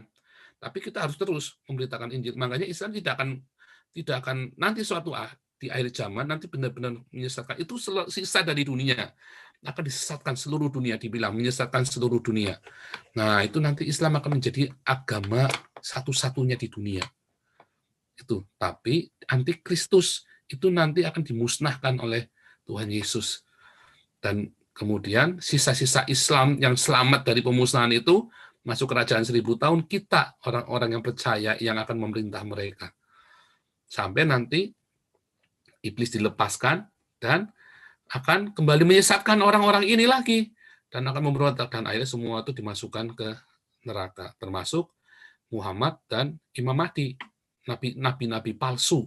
Jadi nggak cuma satu Muhammad dan Imam Mahdi, nabi-nabi palsunya dimasukkan ke neraka. Itu dalam pelajaran apologetik Anda bisa ikuti ya, Second Coming ada rekamannya juga ya, Anda bisa ikuti. Oke, Pak Muhammad, terima kasih. Ini Nikita, silakan Nikita di unmute, jangan lupa Nikita. Nikita, silakan di unmute. Ya, silakan. Iya, terima kasih Pak Paul. Haleluya. Iya, ini saya lagi buah bibir di Indonesia. Jadi saya benar-benar masih dicintai oleh yang baru pulang itu. Jadi memang saya ini diperebutkan sama pendukungnya gitu. Oh, gitu. Jadi sampai rumah saya mau digeruduk. Waduh, ini gara-gara itu ya bilangnya jemputnya dipasang di alis itu kemarin ya soalnya ya. Kan bilang ini jemput sudah sampai ke alis nih gitu kan. Beraninya sama janda, Pak. Berani sama janda. Sebentar berani ya. Sama janda. Ya. Hai Hans, hoe gaat het met jou? Iya. Iya, maar ik ben bij YouTube nu live. Ja, kunnen we naar de YouTube spreken? Ja, ja. Ja. Ja, wanneer? Oh, maar Wesley gaat naar Deventer nu. Wesley gaat naar Deventer nu, dan ik ben in de... Maar de sleutel is bij mij, ja. Ik kan niet gaan nu, maar als de Iranian hier komen, dan ik kan de sleutel geven.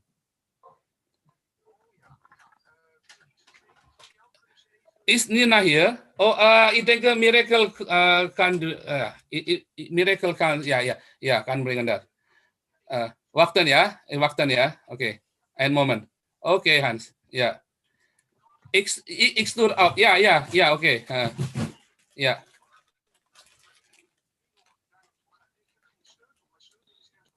Ja. Ja, ja, oké.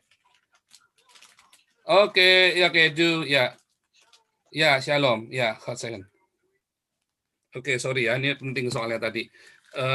Kay, tolong ini kunci bisa, Kay?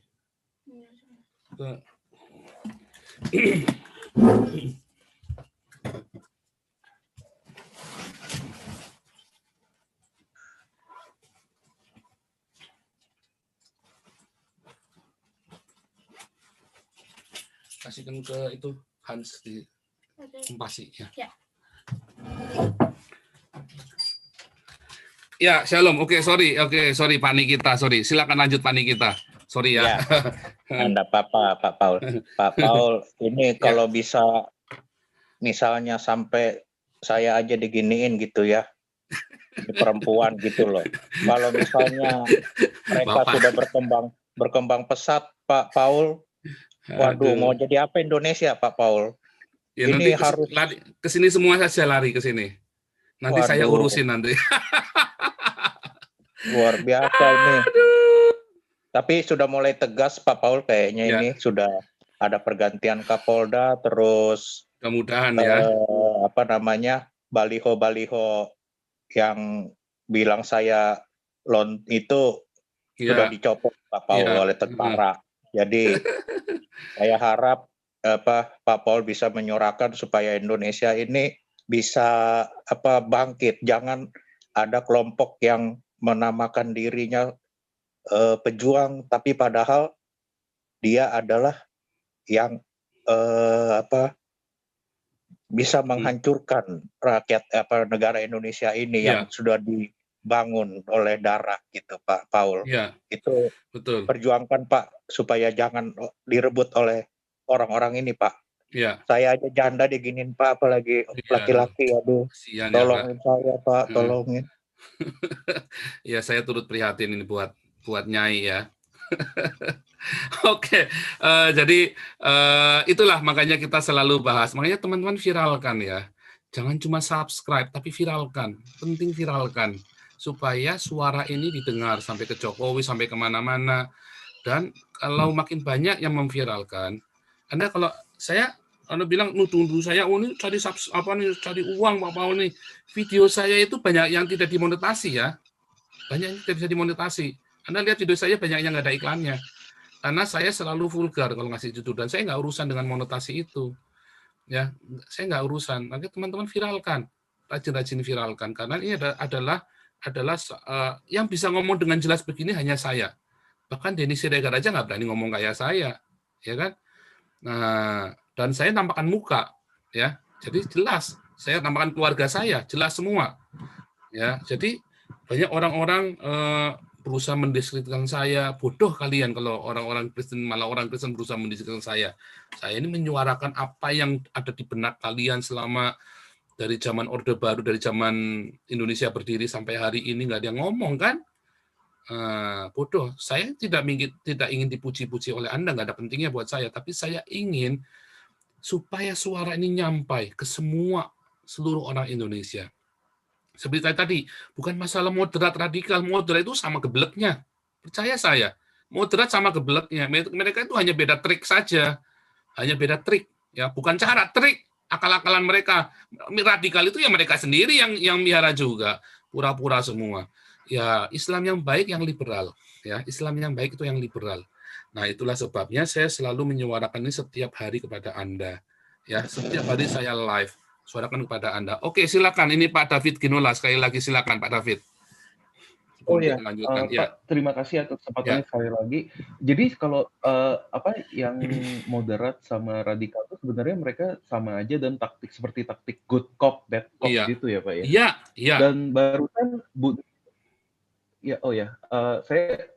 barusan Bu Nikita suaranya berat banget ya. Iya, ini Bu Nikita lagi sedih tuh misalnya, Pak. Lagi sedih, jadi suara testosteronnya berkurang itu ya. Dan katanya kan tadi kan Bu Nikita sempat ngomong, tadi Bapak juga sempat ngomong kalau misalnya khilafah berdiri, giliran kita semua ada yang jadi refugee, Bapak Paul ketemuin kita di camp nanti. Iya, nanti makanya. Termasuk nanti orang-orang Islamnya pun banyak yang jadi refugee. Jangan nggak percaya saya. Yang refugee di sini mayoritas agamanya Islam loh. 99% refugee di Eropa yang 20 juta itu mayoritas 99% agamanya Islam.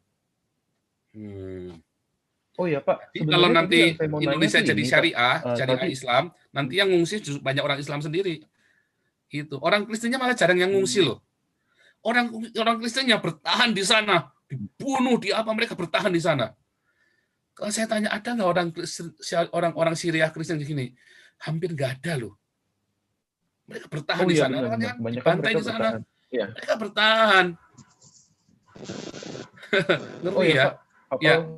Sebenarnya yang tadi saya mau tanya, saya mau nanggapin yang Pak Muhammad tadi ngomong itu, yang katanya jumlah yang diselamatkan sama yang tidak diselamatkan sudah ditetapkan kan Pak kan? Iya. Tapi sebenarnya agak nggak adil dong ya Pak kalau kita ditakdirkan jadi yang tidak diselamatkan. Misalnya gini Pak, misalnya saya dilahirkan sebagai pengikut mereka, atau misalnya nih Pak, saya ditakdirkan jadi mantunya si itu tuh yang kemarin baru kawin bikin rame itu tuh. Nah, kalau saya jadi mantunya dia, kemungkinan besar sekarang ini saya lagi buka jus. Nggak mungkin saya ketemu channel Pak Paul, nonton channel Pak Paul, atau mengenal Yesus. Kecil sekali kemungkinannya. Kemungkinan saya untuk itu semua lebih kecil dari biji sesawi, Pak. Jadi kan nggak adil, Pak. Saya ditakdirkan jadi salah satu yang tidak diselamatkan. Gimana tuh, Pak? Ya, gitu itu makanya tadi saya bilang, itu adalah random, Pak. Itu adalah random acak. Makanya saya bilang jumlahnya ditetapkan, jumlahnya sudah ditetapkan. Tetapi siapanya itu adalah pilihan. Tetapi jumlahnya pasti dari misalnya nih dari seluruh dunia pasti ada sepertiga. Dari seluruh peradaban manusia akan ada sepertiga atau seperempat tadi ya. Nanti kita cek juga yang itu ya. Tadi kita cek sepertiga atau seperempat. Nah itu akan selalu ada jumlah itu. Seperti dari 12 murid Yesus. Pasti nanti ada satu yang satu di antara iblis. Tapi satunya itu siapa? Nah, baru di akhir itu disebutkan Yudas. Tetapi dari awalnya Yesus tidak menyebutkan kepada mereka siapanya. Yesus tidak menyebutkan, nggak urusan, karena itu random. Itu random. Ya. Jadi kita semua yang harus berusaha, makanya bilang kita harus berebutlah berusahalah masuk melalui pintu yang sempit itu. Karena jumlah itu sudah ditentukan. Jumlah yang disesatkan itu. Makanya di dalam Wahyu bilang, orang-orang yang dari awal sudah ditentukan. Bukan orang namanya, tetapi jumlah itu sudah ditentukan.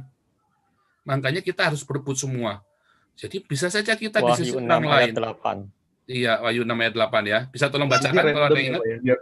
Iya, random. Tapi makanya kita harus memberitakan Dan saya bacakan bentar ya. Silakan. Dan aku melihat sesungguhnya ada seekor kuda hijau kuning dan orang yang menungganginya bernama Maut, dan kerajaan maut mengikutinya, dan kepada mereka diberikan kuasa atas 1/4 dari bumi untuk membunuh dengan pedang dan dengan kelaparan dan sampar dan dengan binatang-binatang buas yang di bumi.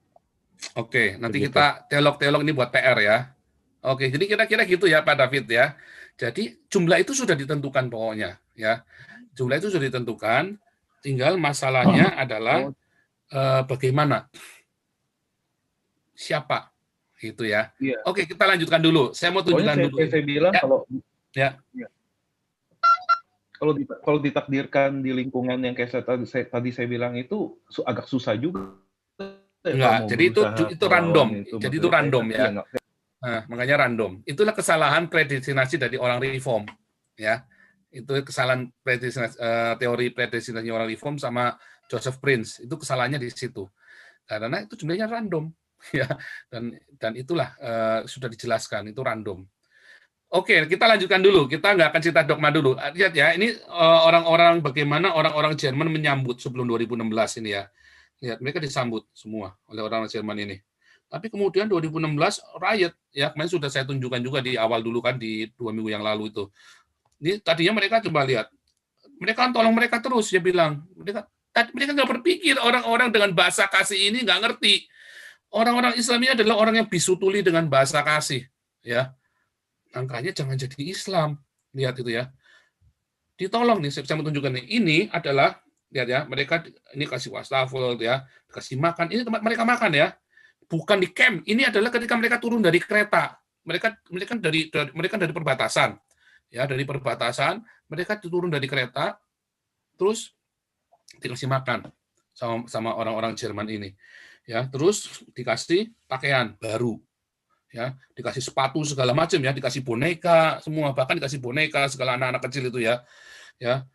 Kasih semua, lihat itu kan dus-dus mainannya di belakangnya itu kan, dus mainan. Itu saya lihat sendiri ya. Ini saya juga melihat sendiri, karena saya juga aktif di dalam hal-hal seperti ini di Eropa. Saya juga aktif, ya. Nah kemudian 2016 ini riot tadi yang di Cologne tadi ya, terjadi 500 kasus dalam semalam, kriminal itu ngeri mereka itu, ya, sampai diperkosa. Ini kesaksian mereka, saksi-saksinya sampai diperkosa sama mereka, ya. Ini orang-orangnya semua, mereka semua sama semua mukanya, pokoknya mereka pakai bahasa Arab aja pokoknya. Mereka hanya tahu bahasa Arab, bahasa halal darah, bahasa pedang, dan bahasa wik-wik-wik. Saya nggak cerita semua imigran begini ya, banyak imigran yang baik, tetapi balasan dari sekelompok orang ini yang mengerikan. Makanya terjadi gerakan anti-Islam di tadi Islamofobia tadi ya, saya mau tunjukkan Islamofobia itu ya. Saya mau tunjukkan gerakan Islamofobia tadi ya. Gerakan Islamofobia.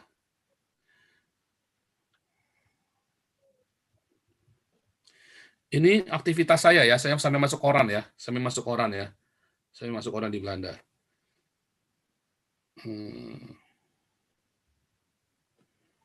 Hati ini ya, teman-teman bisa nih yang bisa bahasa Belanda. Saya sampai masuk koran di Belanda ya, saya cerita keluhan-keluhan ini, nggak ada yang lebih bahagia daripada arti kemerdekaan. Saya bilang begitu ya. Nah ini di rumah kami ini ya, kita lagi ada wartawan datang ini Terus saya mau tunjukkan ini cara mereka datang ya, imigran-imigran ini datang kayak gini nih mereka, bayangin ya, anaknya banyak yang mati, banyak yang tenggelam, jatuh. Nah ini terus ditolongin sama orang yang nolongin itu organisasi Kristen loh. Jadi kalau dibilang orang Kristen yang apa itu adalah tesis, sebentar, nanti saya lupa. Kalau itu adalah tesis nggak mungkin, karena orang-orang Kristen justru yang mendukung orang-orang Islam ini masuk, ya, mendukung untuk menyelamatkan mereka. Organisasi sama ini yang bikin video ini Samaritan Pursu ya, organisasi Kristen yang menyelamatkan orang-orang ini, ya. Nah itu contoh, sebentar ya, sekali potong nanti saya lupa. Dan di Jerman ini tetap ya, ini orang-orang gereja, ini adalah tujuan pada orang-orang refugee. Yesus Kristus is in the world, the common Sünder zu erretten, ya. Terus dikasih mereka pasang gede. Pak Paul, suaranya Niki nggak dengar. Hilang suaranya. Suaranya kayak robot ini. Kayak robot hilang karena ini. Suara saya hilang ya. Aduh, kayak robot apa lu? Suara saya hilang. Udah mantap. Iya. Sekarang udah normal. Oh iya, berarti laptopnya memang yang rusak ya. Tadi kayak suara iblis di film-film gitu. Ya, berarti memang laptopnya yang rusak. Oke, karena dari kemarin saya lagi cari-cari kenapa sering down.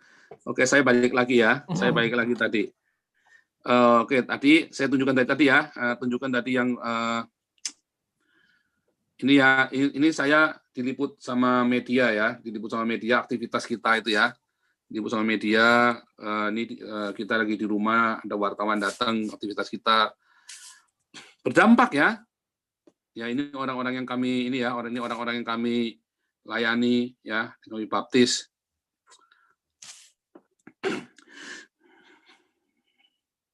Terus tadi saya mau tunjukkan ini tadi ya. Ini mereka refugee ini datangnya dengan seperti ini, kapal-kapal seperti ini ya. Ini ditolong dan orang-orang organisasi Kristen. Jadi kalau dibilang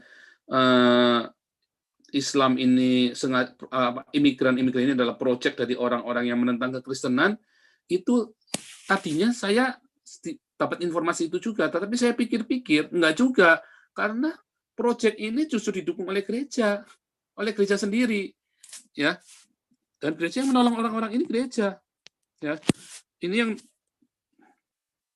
nah ini proyek-proyek dari gereja semua, ini pelang-pelang besar sekali ya. Yesus Kristus is in the world gekommen Sünder zu erretten. Yesus Kristus datang ke dunia untuk menyelamatkan orang berdosa. Ya, ini ada di Erfurt ya, di tempat pelayanan kami di sana. Ini adalah Florian, orang Swiss. Dia terkenal, Florian Hegel. Anda bisa cari YouTube-nya, Florian Hegel. Yesus Kristus adalah Tuhan dan Juru. Ya, ini orang-orang ini tadi ya, yang kita injili tadi. Ini yang translator saya ya, orang Iran, translator. Dia masih muda, dia bahasa ini. Mereka semua yang melakukan. Oke, saya mau tunjukkan kepada Anda. Tadi ini ya. Mulai kemudian. Nah, di Jerman sendiri, ini kita Jerman ya, bukan Eropa ya. Di Jerman sendiri Islam itu susah berkembang, ya. Ini dari DW ya, lihat DW, lihat atasnya itu kan dw.com gitu ya. Islam susah berkembang di Jerman. Mengapa? Karena orang Jerman terlalu pandai. Orang Jerman itu terlalu pandai. Teolog liberal itu datangnya dari Jerman ya, teologi liberal. Calvin, Martin Luther, gerakan-gerakan kekristenan itu semua dari Jerman. Bahkan teolog liberal pun datangnya dari Jerman. Ya, makanya kalau bilang Islam dia cerita diketawain. Yang jadi Islam itu biasanya orang-orang kelas bawah atau orang-orang yang koslet, yang rada koslet otaknya, ya kayak si Pierre Vogel itu kan, dia kan petinju kan, mungkin udah biasa digebukin kepalanya atau gimana, jadi koslet gitu kan. Nah kita lihat nih,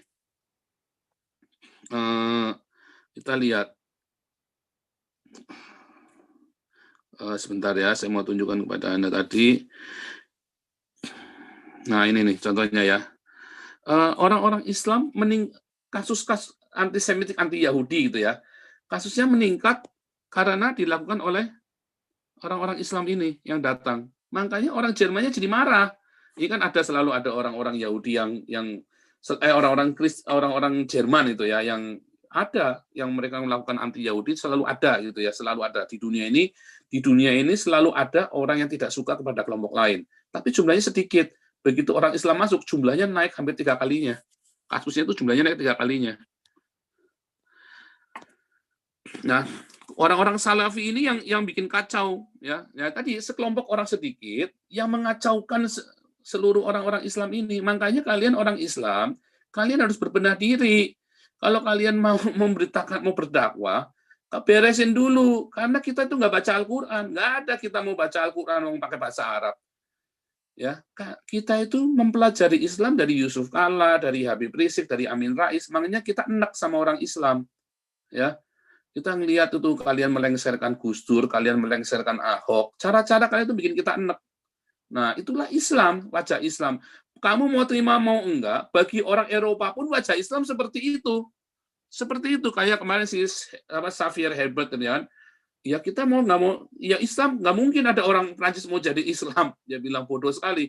Di Prancis itu ada 40.000 orang Prancis yang jadi Islam ya, jumlah penduduk. Tapi hanya 40.000. Ya, hanya 40.000 yang jadi Islam. Nah, lihat, orang-orang Islam di sana, mereka mencoba bikin syariah, polisi syariah ini ya. Ya ditolak, nggak ada yang mau. Ditangkepin. Nah, kalau di Inggris agak lembek ya. Makanya besok kita ada tamu dari Inggris ya. Dia bisa bahasa Indonesia, lancar. Karena 17 tahun tinggal di Indonesia. Lembek. Kalau di Jerman nggak bisa. Nggak boleh begini. Ditangkap mereka. Nggak bisa. Terus ada Islamis ya, mereka berusaha mengganti.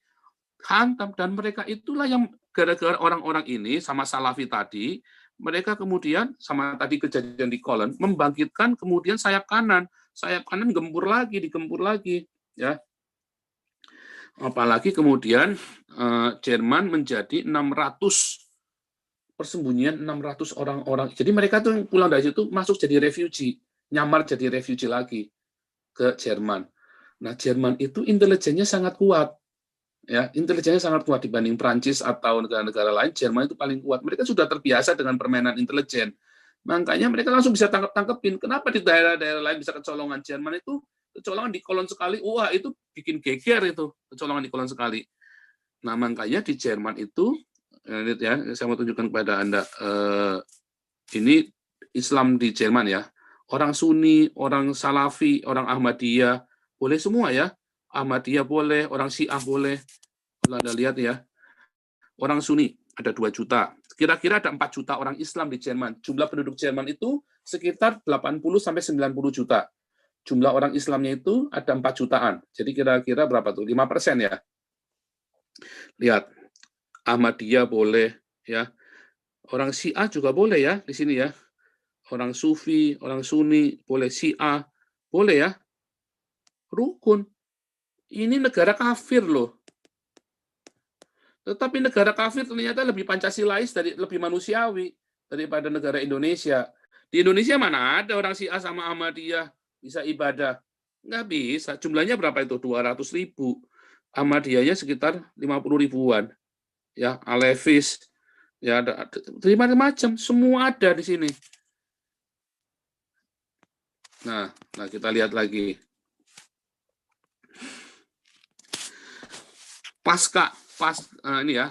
Islam itu pasca Jerman itu, Anda lihat terjadi penyerangan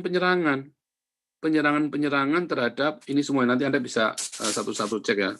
Semua satu-satu mereka penyerangan di Jerman ini membuat Islam nggak bisa berkembang. Tetapi pada kenyataannya, Islam itu pertama kali masuk itu melalui orang-orang Turki. Mengapa bisa melalui orang-orang Turki? Karena dulu zaman Perang Dunia I, mereka itu bekerja sama. Bahkan Jerman itu banyak dikirim tentara-tentara Islam dari Ottoman. Jerman dulu kerja sama Ottoman. Jadi si Pierre Vogel kemarin sudah saya buatkan videonya. Siapa yang mulai Perang Dunia I? Ya inilah. Orang inilah yang memulai Perang Dunia I. Jerman sama Ottoman, sama negara Islam. Ya kan? Siapa yang memulai Perang Dunia Kedua? Lah inilah yang mulai Perang Dunia Kedua. Ya kan? Pertanyaannya mengapa Jerman nggak jadi Islam ya? Karena terlalu pinter. Ya kan? Lihat, ini dari Perang Dunia Pertama mereka beraliansi, Perang Dunia Kedua mereka beraliansi. Jadi kalau ditanya siapa yang menyebabkan Perang Dunia Pertama? Jerman sama orang Islam, sama Turki. Siapa yang menyebabkan Perang Dunia Kedua? Hitler sama si ini, multi Palestina, karena Hitler butuh dukungan negara-negara Islam supaya mereka bisa menang, karena Hitler lagi ngelawan seluruh Eropa loh, ya.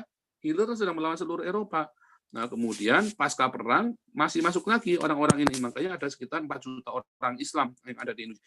Dan kalau Anda lihat, ya, sebentar, sekarang ini, bentar ya, saya tunjukkan. Nah, yang paling terdeteksi ya, ada Islam, orang jadi Islam itu di penjara ya, karena nggak ada temannya lagi, mereka butuh geng, ya, mereka butuh geng. Jadi ya termasuk si siapa itu vokal segala macam ya, itu kan mereka orang-orang bermasalah semua ya. Saya nggak bilang vokal di penjara ya, tapi mereka itu orang-orang bermasalah. Jadi mereka itu ya itu kumpulan orang-orang bermasalah. Bertobat, kalau orang Kristen di penjara jadi Kristen, dia bertobat benar-benar. Tapi kalau orang-orang ini, ya ini orang-orang pelaku kekerasan, mereka bikin geng. Itulah bedanya ya, mereka bikin geng. Makanya akhirnya ini tadi ya, kalau Anda baca dari mereka sulit berkembang. Nggak bisa, track record mereka jelek sekali di sini. Track recordnya jelek. Nah, sekarang kita lihat. Bahkan ya, di masa krisis corona mulai April, masjid-masjidnya bangkrut. Masjid-masjidnya mulai bangkrut karena nggak ada dana, sepi, kosong. Kita masuk corona bangkrut ya, masjid itu mulai bangkrut. Ya, karena nggak ada dana. Mereka pikir, oh soalnya gereja didanai pemerintah. Enggak, mereka mandiri. Karena dana-dananya itu, mereka ngumpulin dana, bukan buat yang di Jerman itu, dikirim ke Palestina, ke Hamas itu loh. Ini kita lihat ya, lihat. No faithful, no cash, lockdown, proves critical for German mosques. Bangkrut. Ya, gereja masjid-masjidnya bangkrut. Jadi nggak ada namanya gereja jadi masjid. Masjid aja bangkrut kok. Ya, masjidnya saja bangkrut, dan sendirian, sholat Jumat sendirian, imamnya bangkrut. Ya. Nah, ini ada satu masjid liberal. Wah, ini ditentang sama Turki ya. Tapi ini masjid liberal. Nah, inilah Islam yang baik di sana, yang liberal. Ya, orang yang liberal ini. Nah, nanti Anda lihat ya, saya mau tunjukkan ke Anda tadi yang pendanaan kepada pendanaan kepada ini ya. Pendanaan kepada organisasi-organisasi ini. Mereka ngumpulkan, coba bayangkan, sampai 8 juta dolar dikirim ke Hamas. Bukannya buat ngerawat masjid, gimana pemerintah nggak marah? Kamu punya duit banyak, malah dikirim ke Hamas. Bukannya buat ngerawat masjid kamu, buat perang. Itulah bahasanya Islam. Makanya mereka nggak laku di Jerman. Ya, Islam ini nggak laku. Yang laku ya tadi yang pelaku-pelaku kekerasan kayak Vogel segala macam yang memang biang-biang kerok. Ya, ada nih orang-orang anak-anak muda Islam, tapi mereka apa? Turki, orang-orang Turki, ya. Turki. Nggak ada konverten. Kalau waras nggak ada. Ada satu kombatan karena kawin sama orang Islam. Ya, di Berlin saya lagi ngelayani dia. Ya, kawin sama orang Islam, orang Maroko. Kombatan. Pusing. Bukan kombatan. Kalau yang ini bukan kombatan ya. Yang ini dia karena merasa dijebak, udah cerai tapi ya, sudah cerai. Saya bilang ya kalau bisa dibaptis ulang karena kamu sudah bersyahadat ya kan, la ilaha illallah Muhammad Rasulullah. Dia bilang jangan, kamu harus dibaptis ulang. Nanti saya lagi melayani. Terus ada lagi yang kombatan, itu ya, yang bekas kombatan tadi. Pusing sekarang mereka. Nah, tadi itu ya. Jadi saudara, jangan, kita kan berpikir tadi, nah saya mau nyimpulkan tadi dari kemarin ya. Kita berpikir Eropa itu lemah karena humanisme. Enggak ya. Enggak seperti itu kejadiannya. Orang Eropa itu sangat konsisten. Ya. Orang Eropa sangat konsisten dengan apa yang mereka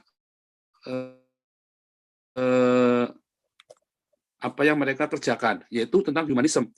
Jadi mereka tidak akan menakut-nakuti orang Islam ini, ya, sekalipun ada banyak sayap kanan ya yang berusaha menghancurkan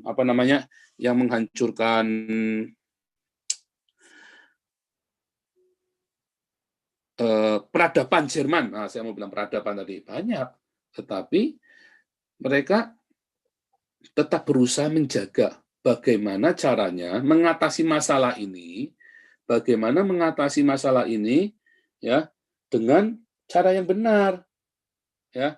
Bagaimana mengatasi masalah ini dengan cara yang benar, bukan dengan cara yang biadab. Bagaimana mengatasi masalah-masalah ini tetap dengan kerana humanisme. Nah, konsistensi ini membutuhkan harga. Ada harga yang harus dibayar dari konsistensi, beda dengan di Indonesia. Ya, di Indonesia ini kalian nggak konsisten. Makanya orang-orang Eropa kelihatannya lemah, tetapi hati-hati. Makanya saya selalu berkata, kalian tinggalkanlah Islam. Nah, orang-orang Islam, kalian lihat semua bagaimana orang-orang Islam, saudara-saudaramu itu bertindak. Itulah wajah Islam. Yang lainnya mau baik-baik jadi rusak gara-gara orang-orang ini, ya. Gara-gara orang-orang ini, yang lain jadi rusak. Nah, sekarang bagaimana dengan Anda sendiri, orang-orang Kristen? Beritakanlah Injil, diakonia, ya, diakonia, marturia, Anda lakukan, ya. Coba lihat ini ya, saya mau tunjukkan dulu sebentar sedikit. Ini kemarin yang saya tunjukkan ini ya, ini adalah sebentar, ketinggalan. Sebentar ya, saya mau tunjukkan ke Anda yang kemarin ya, yang ternyata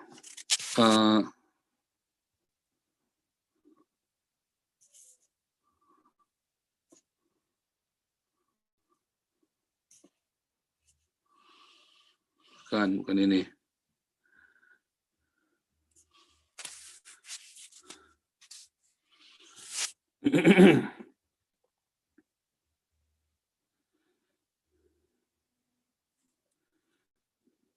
Nah, ini ya. Ini.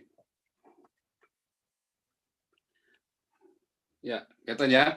Islamic scholar says Allah allows Muslim men to rape. Karena itu dari ajarannya. Itu dari ajarannya, ya, dari ajarannya. Maka kita lihat, maka ada orang-orang seperti ini dijual. Ini orang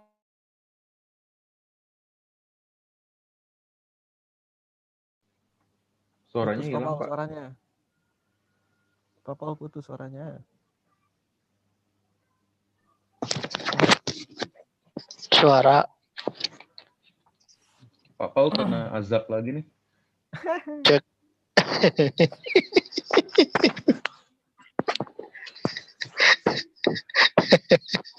Kena asap api. Udah kayak Indosiar aja. Kena azab. Buka, jabrus. Bahasanya Pak Paul itu loh, keren loh. Aduh, seneng. Kita kayak punya serial ya. Ini ngomong-ngomong, kira-kira yang nonton agamanya Muslim berapa banyak ya? Pak Paul hilang bener-bener nih. Di YouTube banyak, di YouTube banyak. YouTube banyak yang Muslim? Ya, banyak. Banyak kata mutiaranya. Om ini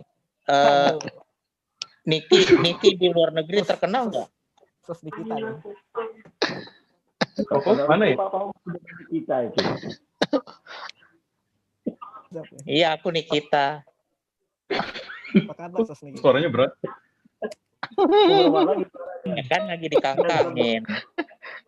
Pada ngerumpi. Pak Paul kemana ya? Bentar lihat. Oh. Enggak, itu udah mulai itu. Mulai masuk kayaknya. Haleluya. Kemana Pak? Puji Tuhan. Toilet sekali. Iya, sorry ke sign out ya. Sorry ya, ini lagi sama Nikita nih. Tadi gara-gara Nikitanya kesambet itu. Sorry ya. Jadi tadi saya lagi share screen ke pause ya. Ya, jadi kita lihat tadi ya, bagaimana orang-orang Islam ini menampakkan wajah aslinya. Makanya apakah Islam bisa berkembang? Nggak bisa. Nanti di akhir zaman baru Islam itu berkembang ke seluruh dunia. Setelah apa? Setelah akhir zaman. Dan itu hanya selama 7 tahun. Sekarang Islam akan hancur. Islam itu akan hancur. Itu akan dihancurkan dengan sendirinya oleh orang Islam sendiri. Ya, jadi nggak bisa. Ya. Nah, oke. Karena ini saya harus mengajar sekarang.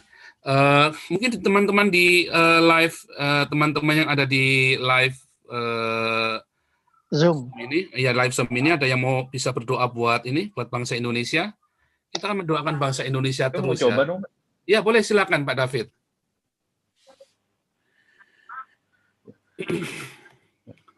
Silakan Pak David. Kita berdoa. Ya. Ya Tuhan Yesus, terima kasih karena pada hari ini kami masih diizinkan untuk dapat berkumpul bersama dengan Bapak Paul Zhang untuk memberikan informasi-informasi kebenaran kepada semua orang di dunia ini, terutama untuk bagi mereka yang masih berada dalam kegelapan. Berkatilah juga mereka ya Tuhan, seperti yang putramu telah beritahu kami, cintailah musuhmu, kami mengasihi mereka yang masih dalam kegelapan, supaya mereka dapat segera dicurahkan oleh Roh Kudus, dan mereka dapat menerima Kristus dengan segera. Walaupun itu sepertinya tidak mungkin bagi kami, tapi semua itu adalah mungkin bagimu ya Tuhan. Dan berkatilah Bapak Paul dan keluarga, supaya mereka dapat terus dalam berjuang, dalam memberikan kebenaran, menyuarakan kebenaran ini, mewakili semua perasaan kami ya Tuhan. Dan yang paling utama, berkatilah bangsa kami, bangsa Indonesia, kami NKRI dapat berdiri tegak, dapat tersinar oleh berkat-Mu ya Tuhan, dan tidak dapat terhindar dari segala mara bahaya dan ancaman yang ada pada saat ini. Dan dalam nama Tuhan Yesus berdoa dan mengucap syukur. Amin. Kita akan dengar berkat Tuhan buat semua orang-orang yang ada di Indonesia dan yang mendengarkan live Zoom dan live YouTube ini dimanapun Anda berada dan apapun agamamu. Saya tetap akan mengucapkan berkat ini untuk Anda, dan Anda yang menerimanya akan diberkati, dan Anda yang menolaknya maka nggak akan diberkati. Ya, Yebareka Adonai, Bayis Mareka. Tuhan Yesus memberkati engkau dan memelihara engkau. Yaer Adonai Eleka Wihuneka. Penau Wihuneka. Tuhan Yesus menyinari engkau dengan wajahnya dan memberikan kasih karunia-Nya kepadamu. Di dalam nama Tuhan Yesus Kristus, Tuhan Yesus memberkati Indonesia, dan Tuhan Yesus membuat Indonesia mulai sadar dan kemudian datang kepada Yesus di dalam nama Tuhan Yesus Kristus. Amin. Saudara-saudara yang diberkati, viralkan ya, viralkan. Saya mewakili apa yang ada di hati Anda. Maafkan kepada teman-teman Kristen dengan bahasa saya yang vulgar, ya teman-teman Kristen, saya minta maaf pada teman-teman Kristen dengan bahasa saya yang vulgar. Anda bisa nyalakan mic-nya tadi ya, tadi saya matikan karena tadi sakit sekali menusuk. Ya, teman-teman bisa viralkan, dan seperti Anda ketahui, saya menggunakan bahasa yang vulgar agar mudah dimengerti oleh rekan-rekan Islam, ya. Dan percayalah, itu semua bahasa itu sudah saya pilih hati-hati sekali, ya, termasuk tadi ya, semua bahasa-bahasa yang Anda anggap tidak layak itu. Oke, Tuhan Yesus memberkati, dan semua viralkan, jangan lupa viralkan, ya, supaya Anda semua ini semua nyampe dan mulai menyadarkan wajah Islam yang sesungguhnya, ya. Oke, Tuhan Yesus memberkati. Haleluya. Besok ada tamu dari Inggris, kita akan membahas Islamisasi di Inggris.